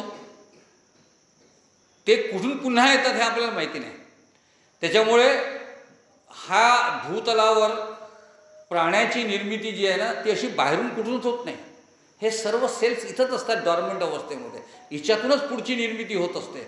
कदाचित हे सर्व होताना एखाद्या वेळेस आपला पुढला जो आहे मन्वंतरामध्ये एखाद्या वेळेस भूतलावर आपण म्हणजे पृथ्वीवर राहणार नाही, पण पृथ्वीसारखा एखाद्या ग्रहावर अशी वस्ती निर्माण होऊ शकते. अशा कल्पामध्ये म्हणजे परमेश्वर ह्या 7व्या अध्यायानंतर जेव्हा आपल्या विभूती योग सांगतात ना, तिच्यामध्ये सर्व सांगितलेलं आहे की कशा पद्धतीने निर्माण होतं. आणि शेवटी काय निर्माण कसं होतं माहिती आहे का? अन्नात भवन्ति भूतानि पर्जन्यात अन्न संभव, यज्ञात पर्जन्यात यज्ञ संभव, यज्ञात भवती पर्जन्य, म्हणजे अन्नात भवन्ति भूतानि, अन्नानी हे सर्व भूत निर्माण होतात. आणि म्हणजे काय होतं माहिती आहे का? आपण जे आहोत ते शेवटी अन्नानी निर्माण झालेले आहोत. अन्नानी निर्माण झालेले आहोत. जे अन्न खातो, चरक संहितेमध्ये आहे, रसद रक्तम तथो मासम, मासात मेद प्रजायते, मेदोस्ती तथा मजायाम शुक्र संभवम. हे सप्तधातू आपल्या शरीरात निर्माण होतात, अन्नानी निर्माण होतात. त्यांनी हा सर्व देह समजतो. आणि अन्न खाल्ल्यानंतर सुरुवातीला रस तयार होतो, मग रक्त तयार होतं, मग तिच्यामध्ये अस्थी तयार होतात, मग मेद तयार होतो. हे करता करता शरीरामध्ये कधी कधी गंमत वाटते की परमेश्वराने कल्पना करावं तुम्ही, परमेश्वराने हा देह निर्माण केला. हे एक आश्चर्यजनकच आहे ना. आपण आई वडिलांनी आपल्याला जन्म दिला इथपर्यंत मानतो, पण शेवटी खरंच आई वडील हे निमित्त मात्र आहेत. हा देह जो आहे हा निर्माण, शेवटी आपल्या आईवडिलांचा देह तर कशी निर्माण झाला असेल ना, त्यांच्या आजोबांनी निर्माण केला, त्याच्या आजोबाकडून ते निर्माण झाला. हे सर्व निर्माण होणे हिच्यामध्ये कुठलं तरी एक हे आहे ना, म्हणजे हे कसं निर्माण झालं कधी कळतच नाही. आपला देह, आपल्या देहामध्ये बायोलॉजी आहे, फिजिक्स आहे, केमिस्ट्री आहे, आपल्याच देहामध्ये आहे. आपल्या देहामध्ये वात पित्त कफ आहे, त्रिदोष आपल्याच देहामध्ये होतात. आणि ह्या देहामध्ये सर्व गोष्टी मी तुम्हाला सांगितलं ना की अन्न खाल्ल्यानंतर एखाद्या मोठ्या कारखान्यामध्ये प्रोडक्शन युनिट, आणि त्या प्रोडक्शन युनिटमधल्या सर्व गोष्टी त्या त्या ठिकाणी सेटल होणे, त्याचं मार्केटिंग होणे जसं होतं ना, तसं आपल्या शरीरात होतं. आपल्याला कळतच नाही. आपल्या शरीरामध्ये आपण अन्न खाल्ल्यानंतर त्याचं रक्त बनतं, ते रक्तपेशी वेगवेगळ्या ठिकाणी होते, मग सेल्स तयार होतात, ते सेल्स आपल्या आपल्या ठिकाणी जातात. या शरीराचं एवढं एकूण स्ट्रक्चर एवढं विचित्र आहे की तुम्ही तोंड असं उघडा, तोंड उघडलं की एवढा मोठा आपल्याला जाभाड दिसतं आपलं, आपण ज्याला म्हणतो एवढं मोठं आहे दिसतं आपल्याला. पण जेव्हा बंद होतं ना, तर एक लहानसा जर कण जरी असेल ना केसाचा, तो सुद्धा जोपर्यंत आपण बाहेर काढत नाही तोपर्यंत आपल्याला समाधान नाही होत. म्हणजे एवढ्या मोठ्या तोंडामध्ये लहानसा कण जरी आला ना तरी तोंड एक्सेप्ट नाही करत. त्या तोंडामध्ये जे कोणतं तरी बाहेरचं पार्टिकल असेल, मग एखादा फोडा जरी आला असेल बाहेरचा तरी तो सहन नाही करत. लक्षात घ्या, एवढं परफेक्शनमध्ये बनवलेलं आणि कित्येक दिवसपर्यंत ही सर्व व्यवस्था आपल्या शरीरात चालत राहते. हे आलं कुठून याचा आश्चर्य जर आपण केलं ना, तर मग आपल्या याच्यामध्ये सांगितलेलं आहे की अन्नमय कोश, प्राणमय कोश, मनोमय कोश, विज्ञानमय कोश, आनंदमय कोश, अशा कोशामध्ये आपण आहोत, हे उपनिषदामध्ये सांगितलेलं आहे. तर हे सर्व जे आहे ते सर्व मी निर्माण करतो असं परमेश्वराने एकदा सांगितलं. कर्ममार्गामध्ये तू हे कर, त्याच्यानंतर मग तू परमेश्वर सांगतं त्याच्यामध्ये की आता भक्ती मार्गाकडे जायचं आहे आपल्याला. ह्या भक्तीमध्ये तू हे लक्षात घे की मी तुझा सखा जरी असलो तरी मी एक परमात्मा तत्व आहे. हे माझ्या विभूती आहेत. जवळजवळ 82 विभूती त्यांनी सांगितलेल्या आहेत वेगवेगळ्या याच्यातल्या. त्या 82 विभूती सांगणं आणि त्याच्यानंतर त्याने सांगतो की आता ह्याच्यानंतर मात्र जर हे सर्व मी निर्माण करतोय, त्याच्यामध्ये त्याचे प्रश्न खूप आहेत. म्हणजे अर्जुनाने मध्ये मध्ये विचारतो की हे सर्व जर व्यवस्थित होत असेल तर मला कशाला कर्म करायला सांगतो भाऊ, तूच करू शकतो तर. पण हे सर्व करताना मात्र त्यांनी सांगितलं आहे, भगवंत सांगतात त्याला की हे परमात्म तत्व जे आहे हे लक्षात घे आणि तुझ्यामध्ये असलेलं आत्मतत्व हेही लक्षात घे. तुझ्यामध्ये जे काही आहे ज्ञानमार्गामध्ये जेव्हा 13व्या अध्यायापासून सुरुवात होतं की नाही, तिच्यामध्ये त्यांनी सांगितलं आहे की शेवटी तुझ्यामध्ये प्रकृतीगत म्हणजे जीव, जगत आणि परमात्म या 3 तत्वाचा संघात ज्याला म्हणता येईल त्यांनी हे सर्व निर्माण झालेलं आहे तुझ्यामध्ये. शेवटी काय ह्या मार्गांमध्ये ज्ञानी मार्ग जे आहेत ते आणि भक्ती मार्गामध्ये थोडासा फरक पडतो. जसं आद्य शंकराचार्य आहेत ना, ते ज्ञानमार्गाचे होते, संन्यासाचे होते. त्याच्यामुळे त्यांनी जो श्लोक लिहिलेला आहे की श्लोकार्धेन प्रवक्ष्यामी यद्युक्त ग्रंथकोटी बी, म्हणजे काय श्लोकाच्या अर्ध्या भागात मी कोटी कोटी ग्रंथामध्ये लिहिलेलं मी ज्ञान सांगतो. कोणतं ज्ञान सांगतो की ब्रह्मसत्य जगन्मिथ्या जीवो ब्रह्मेव नापर, हा आद्य शंकराचार्याचा श्लोक आहे. म्हणजे काय सांगतं, जीव आणि ब्रह्म हे वेगवेगळे नाहीत, हे एकच आहेत असं सांगतात. पण हेच मग आद्य शंकराचार्यांनी ह्या एक अद्वैतवादावर मग वेगवेगळ्या धर्माचार्यांनी आपापले वेगवेगळे मत सांगितलेले आहेत. मग रामानुजाचार्यांनी विशिष्टाद्वैत सांगितलं आहे, कोणी द्वैताद्वैत सांगितलं आहे, तो विषय वेगळा आहे. पण ते सर्व भक्ती मार्गाचे आहे. आणि भक्ती मार्गाचं विवेचन करताना मात्र असं सांगण्यात आलेलं आहे की जीव आणि ब्रह्म हे एक नाही. जीव आहे, जगत आहे, पण हिच्यामध्ये ब्रह्मस्वरूपामध्ये मी सुद्धा उपस्थित आहे असं 13व्या अध्यायामध्ये क्षेत्र आणि क्षेत्रज्ञ या भागामध्ये परमेश्वर सांगतात की हे तुझं शरीर जे आहे ते क्षेत्र आहे, ह्याच्यामध्ये तू क्षेत्रज्ञ आहे आणि ह्याच्यामध्ये तुला मदत करायला मी सुद्धा आहे, मी तुला मदत करतोय असं सांगणारे परमात्म तत्व जे आहे श्रीकृष्ण भगवान ते सांगतात की मी आहे. त्याच्यामुळे हे सर्व लक्षात ठेव की तू जे करतो आहे ते केवळ तू नाही, तुझ्याबरोबर मी तुझ्याबरोबर असतो, तुला करायला प्रवृत्त करतो. तू पूजेमध्ये तू ज्या ज्या देवतांना पूजन करशील त्या देवतांचं पूजन तुला करायला मला काही प्रॉब्लेम नाही आहे, माझं काही आडकाठी नाही. तू पूर्ण भक्तिभावाने, कारण शेवटी त्यालाच मिळतं. फक्त समजा तू देवाची पूजा करत असशील तर तू देवलोकात जाशील, देवाची पूजा करशील. पितराची पूजा करशील तर तो पितराची पूजा करशील. पण परमात्म तत्वाची पूजा करशील तर तू माझ्या लोकात येशील. त्याच्यामुळे तू एक परमात्म तत्व आहे ते असं आहे हे नक्की करून तू त्या मार्गाला लाग. अशा पद्धतीनं ज्ञान मार्गाला तो जायला प्रवृत्त कर. आणि अशा पद्धतीने शेवटी काय, या सर्व श्रीमद भगवद्गीतेचा अर्थ काय की शेवटी आपण आपल्या कर्माप्रमाणे जे करू ते पुढच्या प्रारब्ध कर्माप्रमाणे आपल्याला जन्म प्राप्त होईल. कारण याचं कारण आहे की कुठलंही कर्म हे आपल्याला फळ देण्याविषयी थांबत नाही. कुठलंही कर्म म्हणजे कोणतंही कर्म असेल तर ते आपलं फळ देतेच. बिना फळ दिल्याशिवाय कोणतंही कर्म राहत नाही. मग चांगलं करा तर फळ देईल. आता समजा मला भूक लागली, मी जेवण केलं, भूक लागली जेवण केलं तर माझा भूक शांत झाली, हे फळ मिळालं की नाही. तहान लागली, मी पाणी पिलो, मी एखाद्याला शिव्या दिली, त्यांनी माझ्या 2 कणपटात दिली, तर माझ्या कर्माचं फळ मला इमिजिएटच मिळालं असं होईल ना ते. त्याच्यामुळे आपल्या कर्माचं जे फळ आहे ते आपल्याला मिळतं आणि हे कितीही काळपर्यंत मिळू शकते. म्हणजे तुम्हाला सांगतो, रामाचा जन्म व्हायचा आधी दशरथाच्या हातून श्रावण बाळ त्याचा वध झाला. हरणाच्या भ्रमामध्ये त्याचा वध झाला. तर श्रावण बाळाच्या मातापित्यांनी त्याला, राजा दशरथाला श्राप दिला की जसा मी पुत्रवियोगाने आम्ही मरणार आहोत तसं तू सुद्धा पुत्रवियोगाने मरशील, असा हा त्याला श्राप दिला. म्हणजे त्याच्या कर्माचं फळ त्या दिवशी नक्की झालं होतं ज्या दिवशी रामाचा जन्म नव्हता झाला. म्हणजे रामाचा जन्म व्हायच्या आधी हा श्राप, त्या कर्माचा फळ त्याला मिळालेला आहे. आणि त्याच्यासाठी रामाला जन्म घ्यावा लागला. रामाचा जन्म तो 17व्या वर्षापर्यंत त्याचा युवराजाभिषेक झाल्यानंतर मग मंथरेच्या मनात आलं की त्यांनी कैकेयीला समजवलं, कैकेयीने पकड दिला आणि शेवटी ते प्रकरण सर्वांना माहीत आहे, त्याच्या विस्तारात जात नाही, की शेवटी त्याला पुत्रवियोगाने त्याचा मृत्यू झाला. पहा म्हणजे त्याचं कर्म केव्हा ठरलं होतं.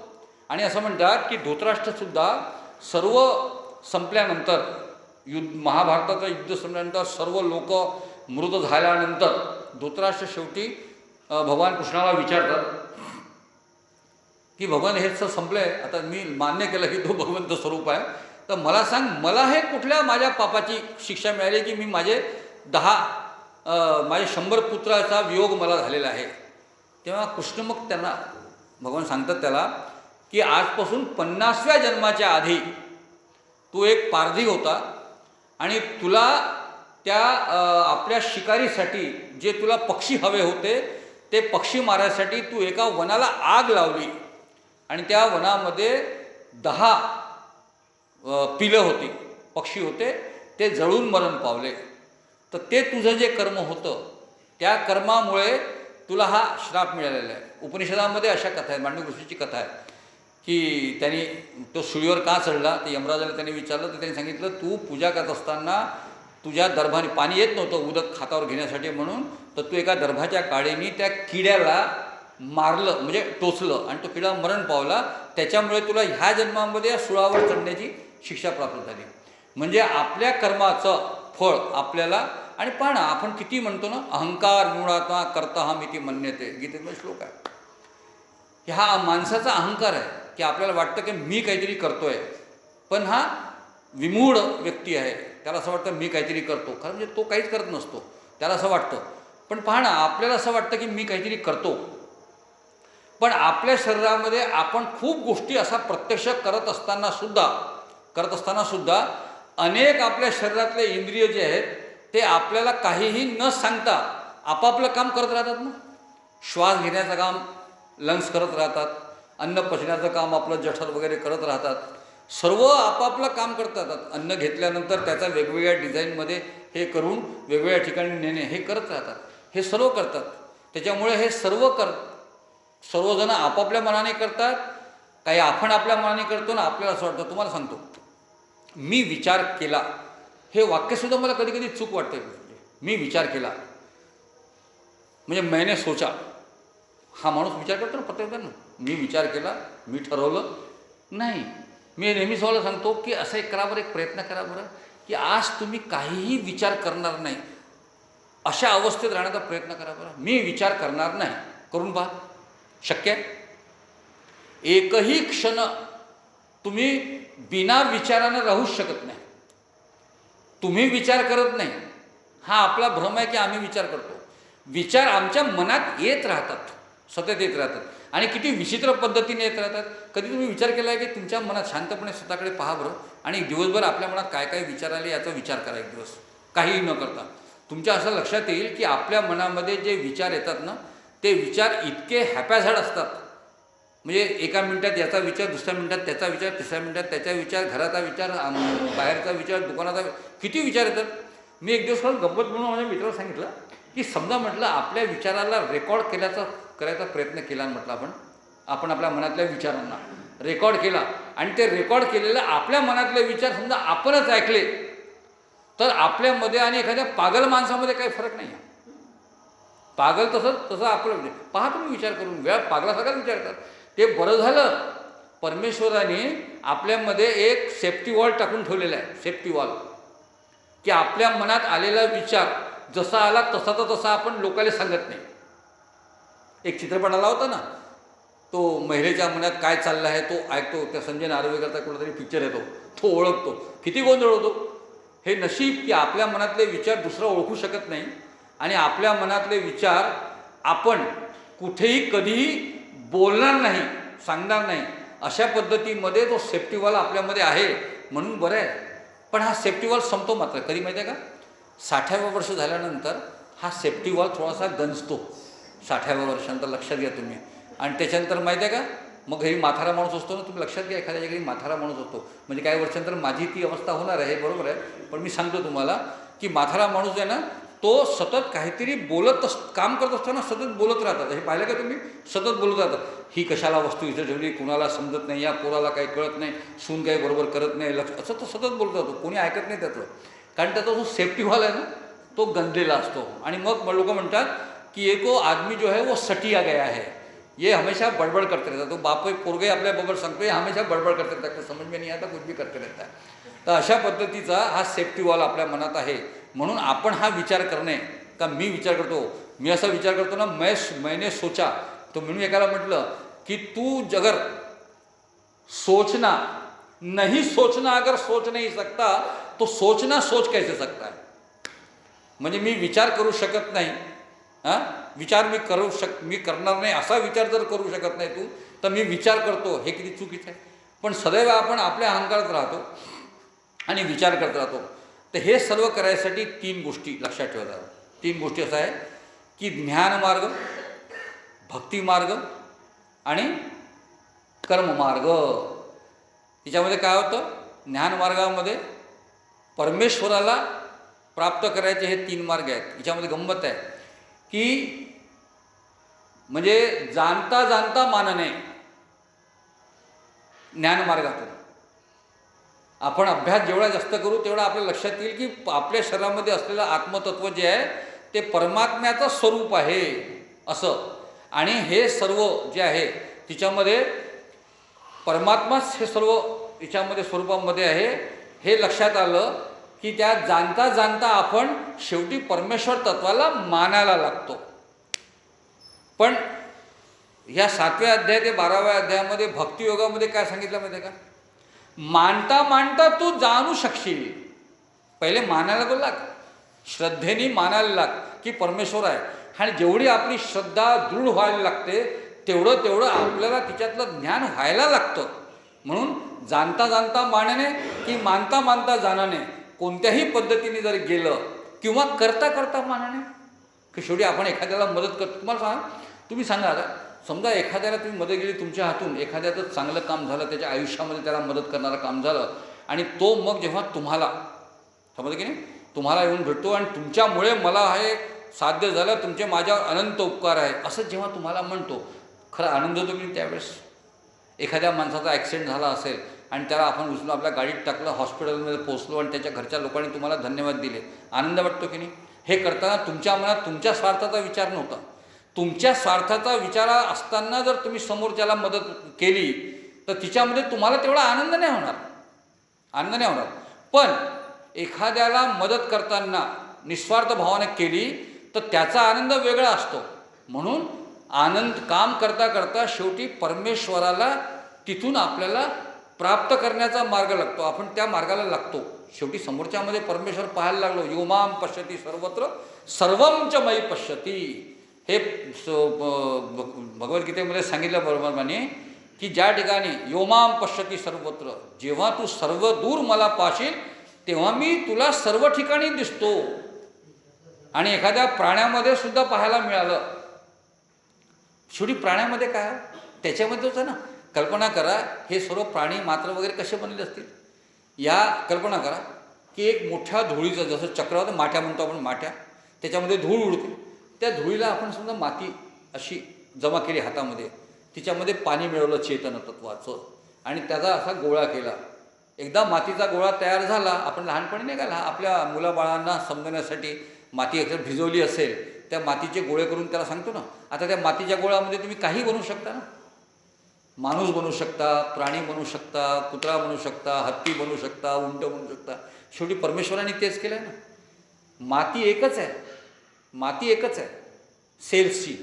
तिच्यामध्ये चेतन तत्वाचं पाणी मिळवलं आणि त्यांनी हे सर्व निर्माण केलं. त्याच्यामुळे तुम्ही पहा की त्या प्राण्यामध्ये सुद्धा मला आठवतं, मी माझ्या खातरोडला राहत असताना मी माझ्या कुत्र्याला घेऊन फिरायला जात होतो. माझ्या पाठीमागे मोकळं मैदान होतं. त्या मोकळ्या मैदानामध्ये एक डुक्कर, मादा जी डुक्कर आहे ती तिथे बसली होती, तिचे पिल्लं होते. मी जसं कुत्र्याला घेऊन गेलो तर ती लगेच आपल्या पोरांच्या समोर उभी होऊन अशी पाहायला लागली माझ्याकडे. आणि मला त्या डुकरीणीच्या डोळ्यामध्ये तो मातृभाव दिसला आणि माझ्या लक्षात आलं की जसा म्हणजे मी काल मांजरीचं सांगितलं ना तुम्हाला, की तिच्यामधला जो मातृभाव असतो ना तो सर्वदूर आहे ना, गायीमध्ये सुद्धा असतो मातृभाव. ह्या सर्व ठिकाणी जो भाव आहे तो सारखाच असल्यामुळे जेव्हा आपण लक्षात घेतो की आपल्या समोरच्या माणसामध्येही परमात्मा तो तसंच आहे, तर ते आपल्यामध्ये सुद्धा ते परिवर्तन होतं आणि हिच्यामध्ये आपण सुद्धा त्या मार्गाला लागतो. पण मी नेहमी म्हणतो की परमेश्वर प्राप्तीचा जो मार्ग आहे ना तो ह्याच जन्मात आपल्याला प्राप्त होईल असं नाही आहे. कारण त्या जन्मात त्यासाठी आपल्याला अनेक जन्म आपल्याला द्यावे लागतील. आणि जेव्हा असे जन्म जन्म देत देत देत याच्यातला सर्व भाव आपल्या लक्षात येईल, त्या दिवशी आपल्याला लक्षात येईल की आपल्याला परमात्म तत्व म्हणून रामकृष्ण परमहंसाला म्हणजे परमेश्वर सांगितलं ना, परमेश्वराने आपलं विश्वरूप दर्शन सांगताना हे सांगितलं आहे त्याने, की जेव्हा तू अत्यंत उत्कटतेने माझं चिंतन करशील तर मी तुला प्रत्यक्ष दिसतो ना. म्हणजे परमेश्वराचा विभूतीपाद ऐकल्यानंतर जेव्हा अर्जुन त्याला म्हणतो की हे सर्व विभूती तर तू सांगितलं राजा, पण मला हे दाखव ना, दाखव ना. आणि ते दाखवतो. परमेश्वराने आपलं संबंध रूप जे आहे ते प्रचंड असं आकारमान करून दिव्यदृष्टी, त्याला दिव्यदृष्टी दिली आहे. त्याला त्या दिव्य आणि पाहणारे किती आहेत माहिती आहे का, याला दिव्यदृष्टी मिळाली तर संजयाला सुद्धा दिव्यदृष्टी मिळालेली आहे. म्हणजे दोघांनी बघितलेलं आहे दिव्य दर्शन जे आहे ते दोघांनी बघितलेलं आहे. पण दिव्यदृष्टी प्राप्त झाली तर, म्हणजे ह्या शब्दाचा एकच अर्थ आहे, दिव्यदृष्टी प्राप्त झाली तर दिव्यदृष्टी म्हणजे काय हो, परमेश्वराप्रती आपल्या मनात असलेल्या श्रद्धेचा जो परिपाक होईल, ती श्रद्धा त्या ताकदीनं उभी होईल, त्या ताकदीने आपण परमेश्वराला पाहू शकतो. श्रीरामकृष्ण परमहंस एवढे कालीचे भक्त झाले होते की ते आरती करता करता त्यांच्याशी काली प्रत्यक्ष रूपात बोलायचे असं ते सांगायचे. ते म्हणजे इतरांनी दिसलं नाही, कारण इतरांकडे ती दिव्यदृष्टी नव्हती म्हणून त्यांना नाही कळलं. पण ज्यांना ती दिव्यदृष्टी प्राप्त झाली, रामकृष्ण परमहंसांना झाली, ज्ञानेश्वर माऊलींना झाली, त्यांना दिसायला लागतं ना. आणि त्याच्याप्रमाणे ते परमेश्वराला पाहू शकतात. आणि म्हणून परमेश्वर म्हणतो की जसं मी, म्हणजे ते सांगतं की मी तुला दिसतो असंच नाही आहे, की तू जर मला पाहू शकलास, म्हणजे परमेश्वराचं बा आश्वासन किती छान आहे, की तू जर मला प्राप्त करू शकलास, पाहू शकलास, एवढ्या श्रद्धेने श्रद्धावान लभते, हे श्रद्धेने तुला हे लाभ जो प्राप्त होईल माझ्या दर्शनाला, मी सुद्धा तुला पाहतो ना. म्हणजे परमेश्वराचं म्हणणं असं आहे की जो मला पाहायला लागेल ना त्याला मी सुद्धा पाहायला लागतो. म्हणजे आपणच पाहतो असं नाही, परमेश्वरही आपल्याला पाहतो. आणि ती स्थिती येण्यासाठी म्हणून तेवढी श्रद्धा आपल्या मनात निर्माण झाली पाहिजे. पण आपण सामान्य माणसं आहोत, सामान्य लोक आहोत. आपल्या जीवनामध्ये आपण हा खूप असा आग्रह नाही करू शकत आपल्याला की आपण त्या मार्गावर इतक्या पोचलो आहे की आपण सिद्ध झालो, योगी झालो आणि मग आपल्याला असं नाही होऊ शकत. पण आपण श्रीमद्भगवद्गीतेच्या या अभ्यासाने एवढंच होऊ शकते ना की आपलं ज्ञान नक्की होतं की आपण कोण आहोत. हे आपलं ज्ञान जे आहे ना, आपण केवळ इंद्रिय नाही आहे, आपण इंद्रिय नाही आहे. पण अडचण कशी आहे, परमात्मतत्वनी आपल्यामध्ये जीवात्मा दिल्यानंतर, पुरुषतत्व मिळाल्यानंतर त्याच्यासोबत प्रकृतीसोबत येते, त्याची छाया म्हणून. आणि प्रकृती जडत्वासकट आहे, 3 गुणासकट आहे, त्रिगुणात्मक, सत्व रजतम, आणि सर्व दूर आहे. तुम्हाला माहिती आहे का, सत्व रजतम हे कोणत्या गोष्टींमध्ये नाही आहेत, सर्वच गोष्टींमध्ये आहेत. पंचमहाभूतात्मक तत्व सर्वच गोष्टींमध्ये आहे. आता तुम्ही पहा ना, पंचमहाभूताचा विषय निघाला, मी सांगतो की जमिनीतून निर्माण होणारे सर्व जे धान्य वगैरे आहेत ते काय आहे, ते पृथ्वीतत्व आहे.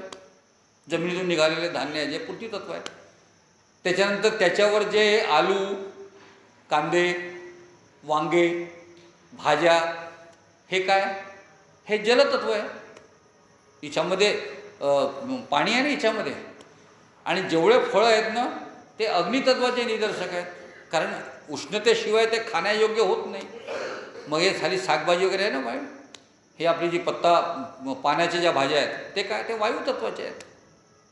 आणि तुम्ही म्हणाल मग आकाशतत्व काय, आपण जे उपास करतो ना ते आकाशतत्व आहे. ज्या दिवशी काहीही खाल्लं नाही तर आपण आकाशतत्वाशी आपली भेट या ठिकाणी निर्माण होते. म्हणून आपल्याला शास्त्रामध्ये सांगितलं आहे की तुम्ही उपवास केला पाहिजे, आठवड्याचा केला पाहिजे, वर्षातले किमान 4 वेळा उपवास केले पाहिजे, हे सांगितलं आहे.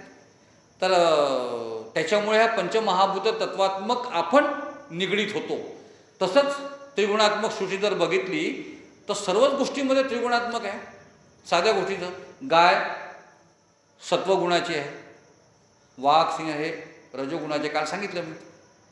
हे जे आहेत तामसी गुणाचे आहेत, कोल्हा लांडगा वगैरे, हे सर्व वाघ वगैरे तामसी गुणाचे आहेत. तसेच दगड तामसी गुणाचा आहे, गिट्टी रेती वगैरे राजसी गुणाचे, माती ही सत्वगुणाची आहे. म्हणून मातीमध्येच जे काय आहे ते अन्न निर्माण होते ना, दगडावर अन्न निर्माण नाही होत. कारण त्यासाठी त्या जमिनीमधली तेवढी सात्विक भाव असेल तरच तो निर्माण करते. आपल्यामध्येही तेवढा सात्विक भाव निर्माण झाला तरच भक्तिभावाचं पीक तिच्यामध्ये येऊ शकते. सत्वगुणाचा भाग नसेल, राजसगुणाचा भाव जास्त येईल तर आपण क्रियेमध्ये जास्त राहू, कुठलंही काम करण्यामध्ये आपण जास्त सक्रिय राहू. कारण रजोगुण हे आहे ना, हे क्रियात्मक आहे. आणि तमोगुण असते, आळस, राग, लोभ हे आहे, तिच्यामध्ये फार असं विचित्र येते. आणि कुठेही त्या तामसी गुणामध्ये असं होतं की ध्यायतो विश्रांतू संगस्तेषु उपजायते, संगात संगायते काम, कामात क्रोध भिजायते, क्रोधात भवती सम्मोह, सम्मोहात स्मृती वर्षात बुद्धिनाशात प्रणश्यती, असं गीतेत सांगितलं आहे. की तुम्ही कुठल्याही गोष्टीमध्ये एखाद्या विषयाचा संपर्क आला तर आपल्या मनात त्याच्याविषयी तो ज्याला म्हणतात संघाचा जो भाव असतो ना, तो निर्माण होतो. तो निर्माण झाला की त्याच्या विरोधात कोणी गेलं तर राग निर्माण होतो. राग इतका निर्माण होतो की त्याच्यामध्ये आपल्याला स्मृतीभ्रम होते, लक्षात येत नाही. राग असल्यानंतर पोरगा म्हणजे बाप पोराले मारते, पोरगा बापाला मारते, आपण ऐकलेलं आहे. लहानशा त्या जमिनीच्या तुकड्यापाशी भाव निर्माण झाला की हे माझं आहे, तिच्यामध्ये भाऊ भावाला मारतो. त्याच्यामुळे क्रोधाचा हा परिणाम होतो. शेवटी काय, प्रणश्यती, उतरतो तो ईशामध्ये. तर ह्या ईशामध्ये हे आपण आपल्या मनामधला जो भाव आहे हा आपण किती कंट्रोल करू शकतो आणि किती त्याला परमेश्वर तत्वाकडे लावू शकतो, ह्याच्यासाठी प्रयत्न केला पाहिजे आपण सर्वांनी. आणि तो सर्वांनी प्रयत्न सहज साध्य आहे, सहज साध्य आहे. त्याच्यामुळे 3 गोष्टी: कर्मयोगी बनणे, भक्तियोगी बनणे, ज्ञानयोगी बनणे. कर्मयोगी बना, लोकांचं हित करा, लोकांच्या हितासाठी करा, परमेश्वराच्या बद्दल प्रीती ठेवा आणि परमेश्वर तत्व सर्वदूर व्याप्त आहे हे ज्ञान जे आहे ते आपल्या मनात सदैव ठेवा. त्यामुळे आपण ह्या जन्मामध्ये जरी हे होऊ शकलो नाही, म्हणजे सिद्ध योगी नाही होऊ शकलो, चिंता करू नका. आपल्या कर्माचं फळ हे ठरलेलं आहे. चांगलं कर्म केलं तसं मिळेल जन्म. यम वापी स्मरण भाव तजयंत कलेवरम. मृत्यूच्या समय मी काल सांगितलं, दिलीप राजा भरताची कथा सांगितली का काल मी? राजा भरत सांगितली का काल? राजा भरत, तर राजा भरताला मरताना तो सांगितली तुम्हाला वाटतं काल, काय सांगितली? राजा काय, मी कर्माचा विषय करतो, पुढल्या जन्म कसा मिळतो ते याच्यातला विषय होता. की राजा भरत जो आहे, म्हणजे इक्ष्वाकू कुळातला राजा, ज्याच्या नावाने भरतवर्ष हे नाव पडलेलं आहे, तो राजा मग तपस्वी होऊन जातो, विरक्त होऊन जातो आपल्या राजपाटापासून आणि तपस्व्यासारखं वनामध्ये जाऊन आपलं जीवनयापन करतो. ते करताना एक दिवस तो त्या नदीवर आंघोळ करत असताना अचानक एक गर्भिणी हरिणी असते, ती चरत असते, एक व्याध तिला बाण मारतो. त्याच्यामुळे होतं काय, ती अचानक त्या घाबरून ती त्या नदीमध्ये पडते आणि तिच्या घाबरल्यामुळे तो गर्भ जो आहे हरिणीचं, ते पाडच जे आहे ते पडते खाली आणि ते नेमकी त्या राजा भरताच्या हातावर पडतं आणि खूप सुकोमल सुंदर असं ते हरणाचं बाळ. आणि कुठले लहान बालक, मग ते हरणाचं असो की मागणीचं असो की माणसाचं असो, खूपच त्याला म्हणतात सुंदर असं परमेश्वरीची कृती असते ती हातात पडल्यानंतर याचा भाव एवढा निर्माण होतो की हा त्याला घरी घेऊन जातो, आपल्या त्या जंगलामध्ये ठेवतो, एवढं की आपल्यासोबत झोपवतो तिला. आणि तिचं खूप त्याचं कौड कौतुक वगैरे करत असताना मृत्यूसमयी जेव्हा तो मृत्यूची वेळ येते तेव्हा तो मृत्यूसमयी त्याच्या मनामध्ये सदैव ते हरिणीचाच भाव असतो. त्याच्यामुळे पुढच्या जन्मात तो हरिण म्हणतो आणि हरिण म्हणतो, पण त्याचं तपस्वी आयुष्य असल्यामुळे त्याला त्या सर्व जन्मात, मी सांगितलं ना काकभृशुंडीची कथा काल सांगितली मी, तेवढ्या सर्व जन्माचे त्याला आठवण असते, पूर्वजन्मीचं स्मरण होतं आणि मग तो पुढच्या जन्मात माणूस होतो, तेव्हा ते हरणीचा जन्म त्याला मिळालेला आहे त्याला आठवतं. मग त्याच्या लक्षात येतं की मरताना जे जे भाव आपल्या मनात येतात त्या त्या भावाप्रमाणे आपल्याला हे मिळतं. म्हणून आपण मृत्यूसमयी आपण ज्या जो विचार आपण केला त्याप्रमाणे आपल्याला मिळेल. मी माझ्या पुराणात सांगून ठेवलेलं आहे की ह्या जन्मामध्ये मला पुष्ट गोष्टी माझ्या राहिल्या आहेत या जन्मामध्ये करायच्या. म्हणजे मलाही ह्या जन्मामध्ये हे जे आहे ना भगवद्गीतेवरचं प्रवचन वगैरे हे किती उशिरा सापडलं आहे मला हे ज्ञान. याच्या पहिले मी आता विचित्र होतो, हे तुम्हाला माहीत असेल सर लोकांना, काही करत होतो, राजकारणात करत होतो की कुठे काही करत होतो, पण हे आता हे लक्षात यायला लागलं. त्याच्यामुळे ह्या जन्मामध्ये पुढचा जन्म माझा नक्की चांगल्या याच्यामध्ये जाईल असं मी गृहीत धरलेलं आहे. तर ह्या जन्मामध्ये मी काय कीर्तन नाही करू शकलो. मी कीर्तनाच्या वर्गामध्ये गेलो होतो, तर कीर्तनाच्या वर्गामध्ये मला लक्षात आलं की जमलं नाही. मग माझ्याकडे भारतीय जनता पार्टीचं अध्यक्षपद आलं, ते कीर्तन कॉलेज संपून गेलं. मी आणि सुमनजी दोघेजण गेलो होतो आम्ही कीर्तनाच्या वर्गाला, ते संपलं. मला मोहम्मद रफी खूप आवडतो, मोहम्मद रफी आवाज येतो. दुर्दैवानं मी कीर्तनात का जाऊ शकलो नाही की मला संगीताचं ओ की टोक कळत नाही. तसं मला कशातच काही कळत नाही, न कळतात मी पुष्कळ काही बोलत राहतो, हा भाग वेगळा. पण ते मला जमत नव्हतं गाणं. आता माझी खूप इच्छा होती गाणं गायची. माझा भाऊ नेहमी त्याला गाण्याचं चांगलं रंग आहे, त्याच्याकडे कार्यक्रम असला की तो माझ्या हातात माईक देऊन टाकतो, ते मला काही जमत नाही. पण मला खूप आवड आहे. म्हणून माझ्या पोराला सांगून ठेवलं की माझ्या मरण्याची वेळ जेव्हा येईन म्हटलं तेव्हा माझ्या बाजूला एक कीर्तनाची कॅसेट आणि एक मोहम्मद रफीची कॅसेट लावून ठेवतो. म्हणजे माझ्या मृत्यूसमयी ह्या दोन गोष्टी समजा मी ऐकत राहिलो तर पुढच्या जन्मामध्ये चांगला आवाज मोहम्मद रफीसारखा मला प्राप्त होईल आणि पुढे ह्या उशिरा आलेल्या ह्या संस्कारामुळे पुढल्या जन्मामध्ये कदाचित मी चांगला कीर्तनकार वगैरे होऊ शकेन आणि तुमच्या पुढच्या पिढीला अजून काही चांगलं सांगू शकेल. त्याच्यामुळे आपण आपल्या जीवनात एवढंच करू शकतो की हा जन्म आपला सुकृताचा व्हावा, चांगला व्हावा आणि ह्या जन्माचा आपल्याला पुढच्या जन्मात लाभ मिळेल अशा पद्धतीचं वातावरण आपण निर्माण करू शकतो. आणि म्हणून मग कृष्णाने हे सर्व समजवल्यानंतर कृष्ण शेवटल्या याच्यामध्ये त्याला म्हणतो की बाबा तुझा मोह नष्ट झाला का, तुझ्या मनातला हा सर्व भाव जो आहे किलमिश आहे हे सर्व आता लक्षात आलं तुझ्या. अच्छा, अर्जुनाचा लक्षात येईल ना. अर्जुनाने एवढं ऐकल्यानंतर एवढं 45 त्या काळातलं 45 मिनटं हे सर्व ऐकल्यानंतर आणि परमेश्वराचा एवढा विराट रूप दिसल्यानंतर त्याची हिंमत आहे का की हा विचार करणे का मी करून राहिलो म्हणून हे युद्ध मला करायचं अशी हिंमत होईल त्याची. त्याच्या लक्षात आलं की नाही हे तर मी करतच नाही. मग त्याच्यामुळे तो भाव निर्माण झाला आणि त्याने सांगितलं नष्टो मोह स्मृती लब्धा, माझ्या मनातला जो मोह आहे तो नष्ट झालेला आहे आणि मला माझी स्मृती मला प्राप्त झालेली आहे. आता मी विद्याला सध्या काय माझ्या लक्षात आलं की मी काहीच मारणार नाही, मरणारे ते ऑलरेडी आहेत, मरण पावणारे ते मरणारेच आहे, मी फक्त निमित्त मात्र आहे हे माझ्या लक्षात आल्यामुळे आता या ठिकाणी मात्र कृष्ण भगवान जे आहे ना, म्हणजे गंमत आहे, या ठिकाणी मात्र कृष्ण अर्जुनाला हे सांगत नाही युद्ध कर्म. जोपर्यंत म्हणजे जोपर्यंत कर्ममार्गावर त्याचं विवेचन होतं तो दरवेळेस सांगताय युद्धाय कृतनिश्चय, युद्धाय कृतनिश्चय, ती युद्धासाठी तयार हो.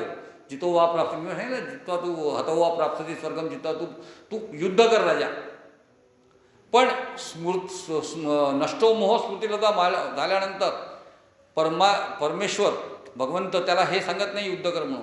पुढं काय करतात ते येथेचसी तथा कुरु, तुला जे वाटेल ते कर. म्हणजे गमत आहे की नाही.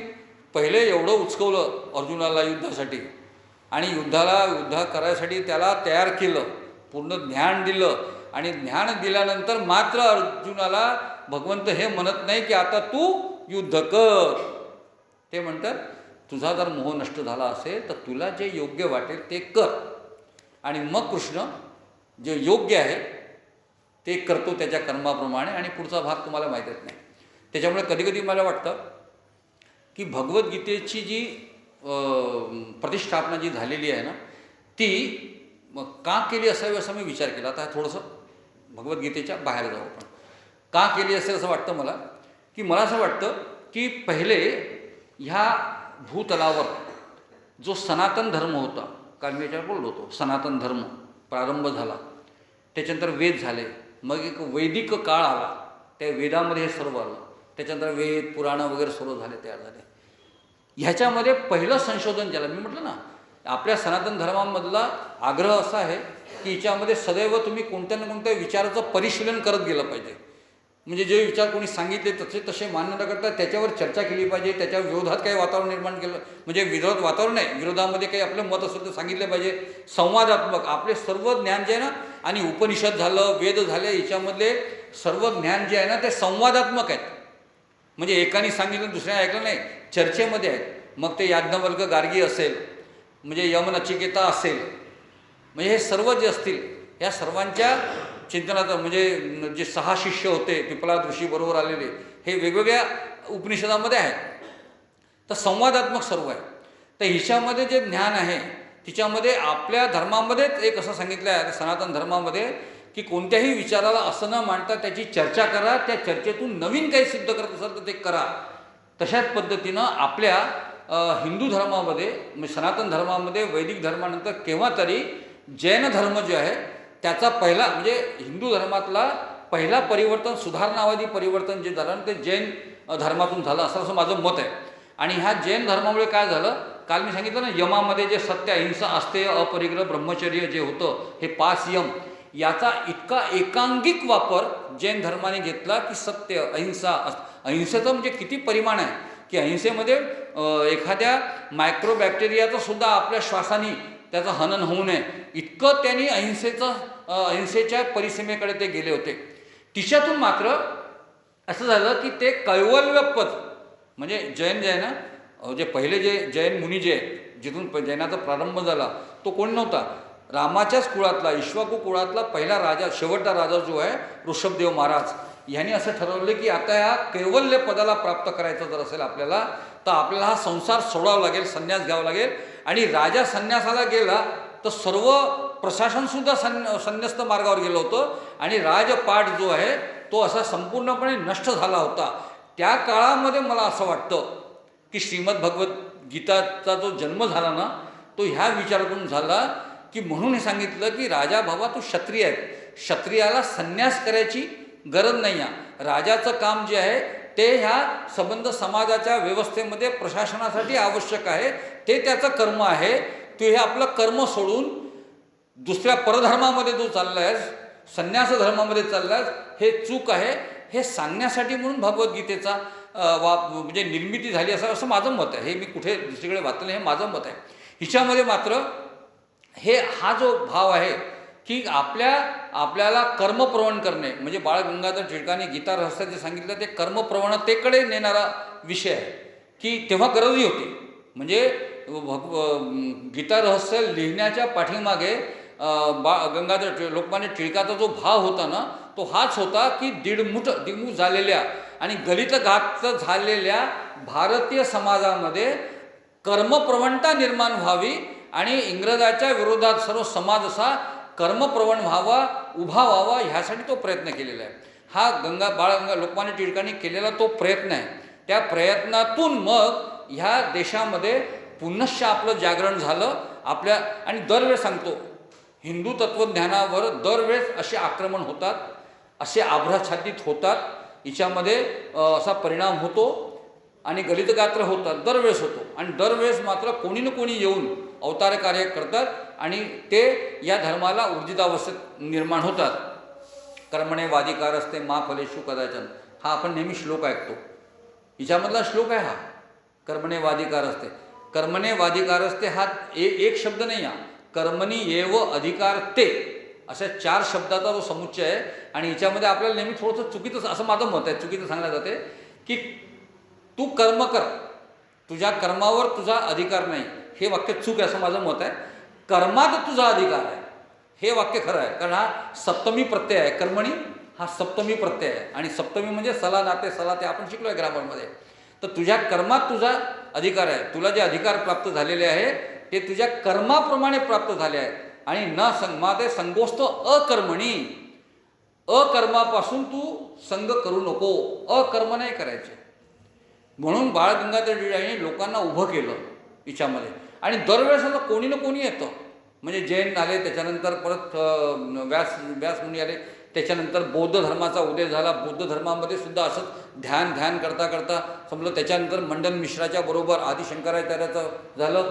त्यांनी मग पूर्ण भारत देशामध्ये ह्या परमात्मा तत्वाची प्रतिष्ठापना केली पुन्हा दरवेळेस झाला. मग कधी ख्रिश्चन आले, कधी मुसलमान आले, हे सर्व होत गेलं. मग आपल्या स्वातंत्र्य युद्धामध्ये बाळ गंगाधर, मदन मोहन मालवीय वगैरे सारखे लोक आले, त्यांनी भारतामध्ये ती चेतना निर्माण केली.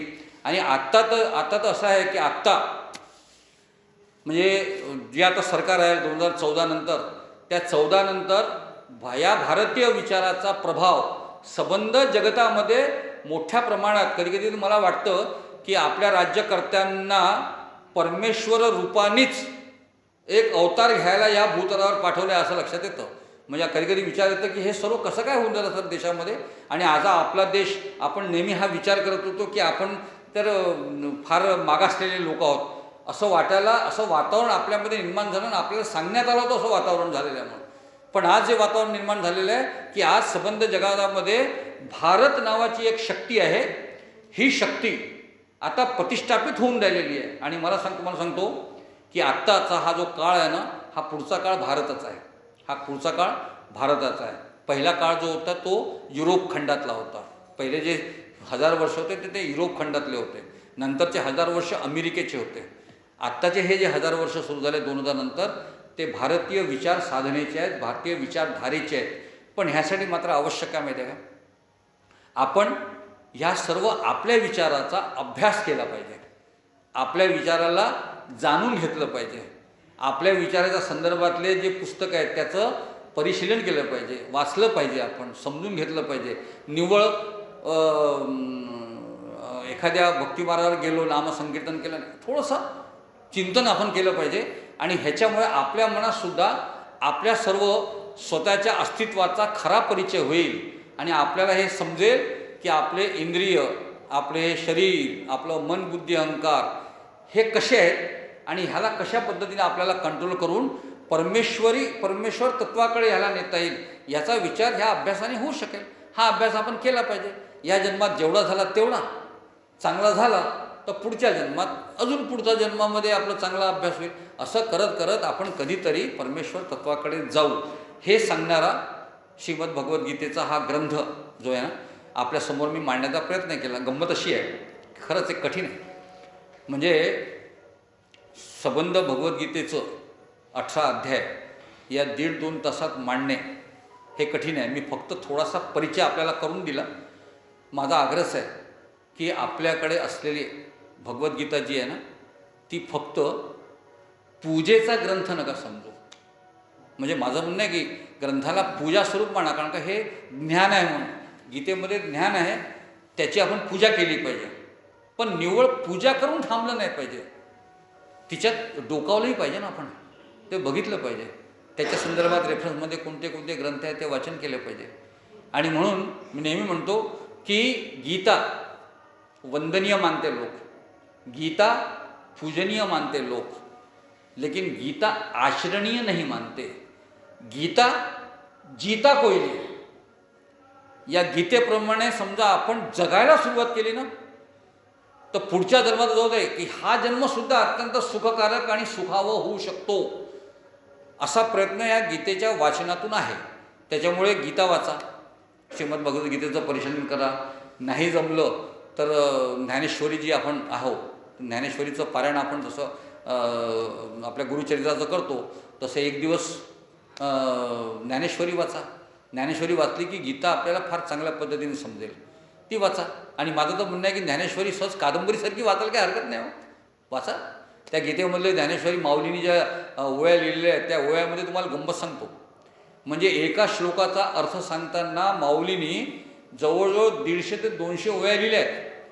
पण त्या 150 ते 200 ओव्यामध्ये आपलं मत पटवून देण्यासाठी म्हणून माऊलींनी जे दृष्टांत सांगितलेले आहेत ते दृष्टांत किती मोठे आहेत. हा कमलकंदा आणि दर्दुरी, नांदनुक एकेच घरी, परिपरागे सेविजे भ्रमरी, तो आला तो चिखलूची उरे. म्हणजे बेडूक, दर्दुरी म्हणजे बेडूक, कमलकंदा आणि बेडूक, नांदनुक एकेच घरी, चिखलामध्येच राहतात. परिपरागे सेविजे भ्रमरी, परिपरागे सेविजे भ्रमरी. तो पण त्या कमलकंदावर पराग घ्यायला आकर्षित होऊन जो आहे भ्रमर येतात. पण हा बेडूक हा कुठे आहे? चिखलची उरे. साधं उदाहरण, इतकं उदाहरण सुंदर देतात आहे की नाही. पाहे पा दूध पवित्र आणि गोड, माऊली म्हणतात पाहे पा दूध पवित्र आणि गोड, पासी त्वचेची आड त्यासी अभेरून गोचिड, अशुद्ध काय नाही होई. म्हणजे दूध किती पवित्र आणि गोड आहे, पण गाईच्या कासेमध्ये ते त्वचेच्या आड लपलेलं आहे की नाही. गोचिडाची सवय कशी आहे, गोचिड ते इतकं दूध पवित्र आणि गोड आहे ते पित नाही, ते अमृताचा स्वाद घेत नाही, त्याला ते अशुद्ध रक्त आवडते. पासी त्वचेची आड त्यासी अवेरून गोचिड, अशुद्ध काय ते नाही, अशुद्ध रक्त पितो. शेवटी मग आपण या सर्व परमात्म तत्वाचा विचार, ब्रह्मतत्वाचा विचार, माणूस म्हणून माणसाचा विचार करताना आपण त्या गोचिडासारखं फक्त इंद्रिय भोगामध्ये राहूनच अशुद्ध रक्त प्यायचं, की इंद्रिय आणि मन ह्याच्या पलीकडे जाऊन परमात्म तत्वाचं अमृत प्राशन करायचं, याचा विचार आपल्याला आपल्या ह्या जन्मात करता येणं शक्य आहे. तेवढं आपण करावं, एवढं या ठिकाणी आपला विषय मांडतो. आणि माझं थोडंसं लांबलेलंच, मी आज ठरवलं होतं मी कमी बोलीन म्हणून, पण तरी लांबलेलं मी माझा आवर्त घेतो. हरिओम.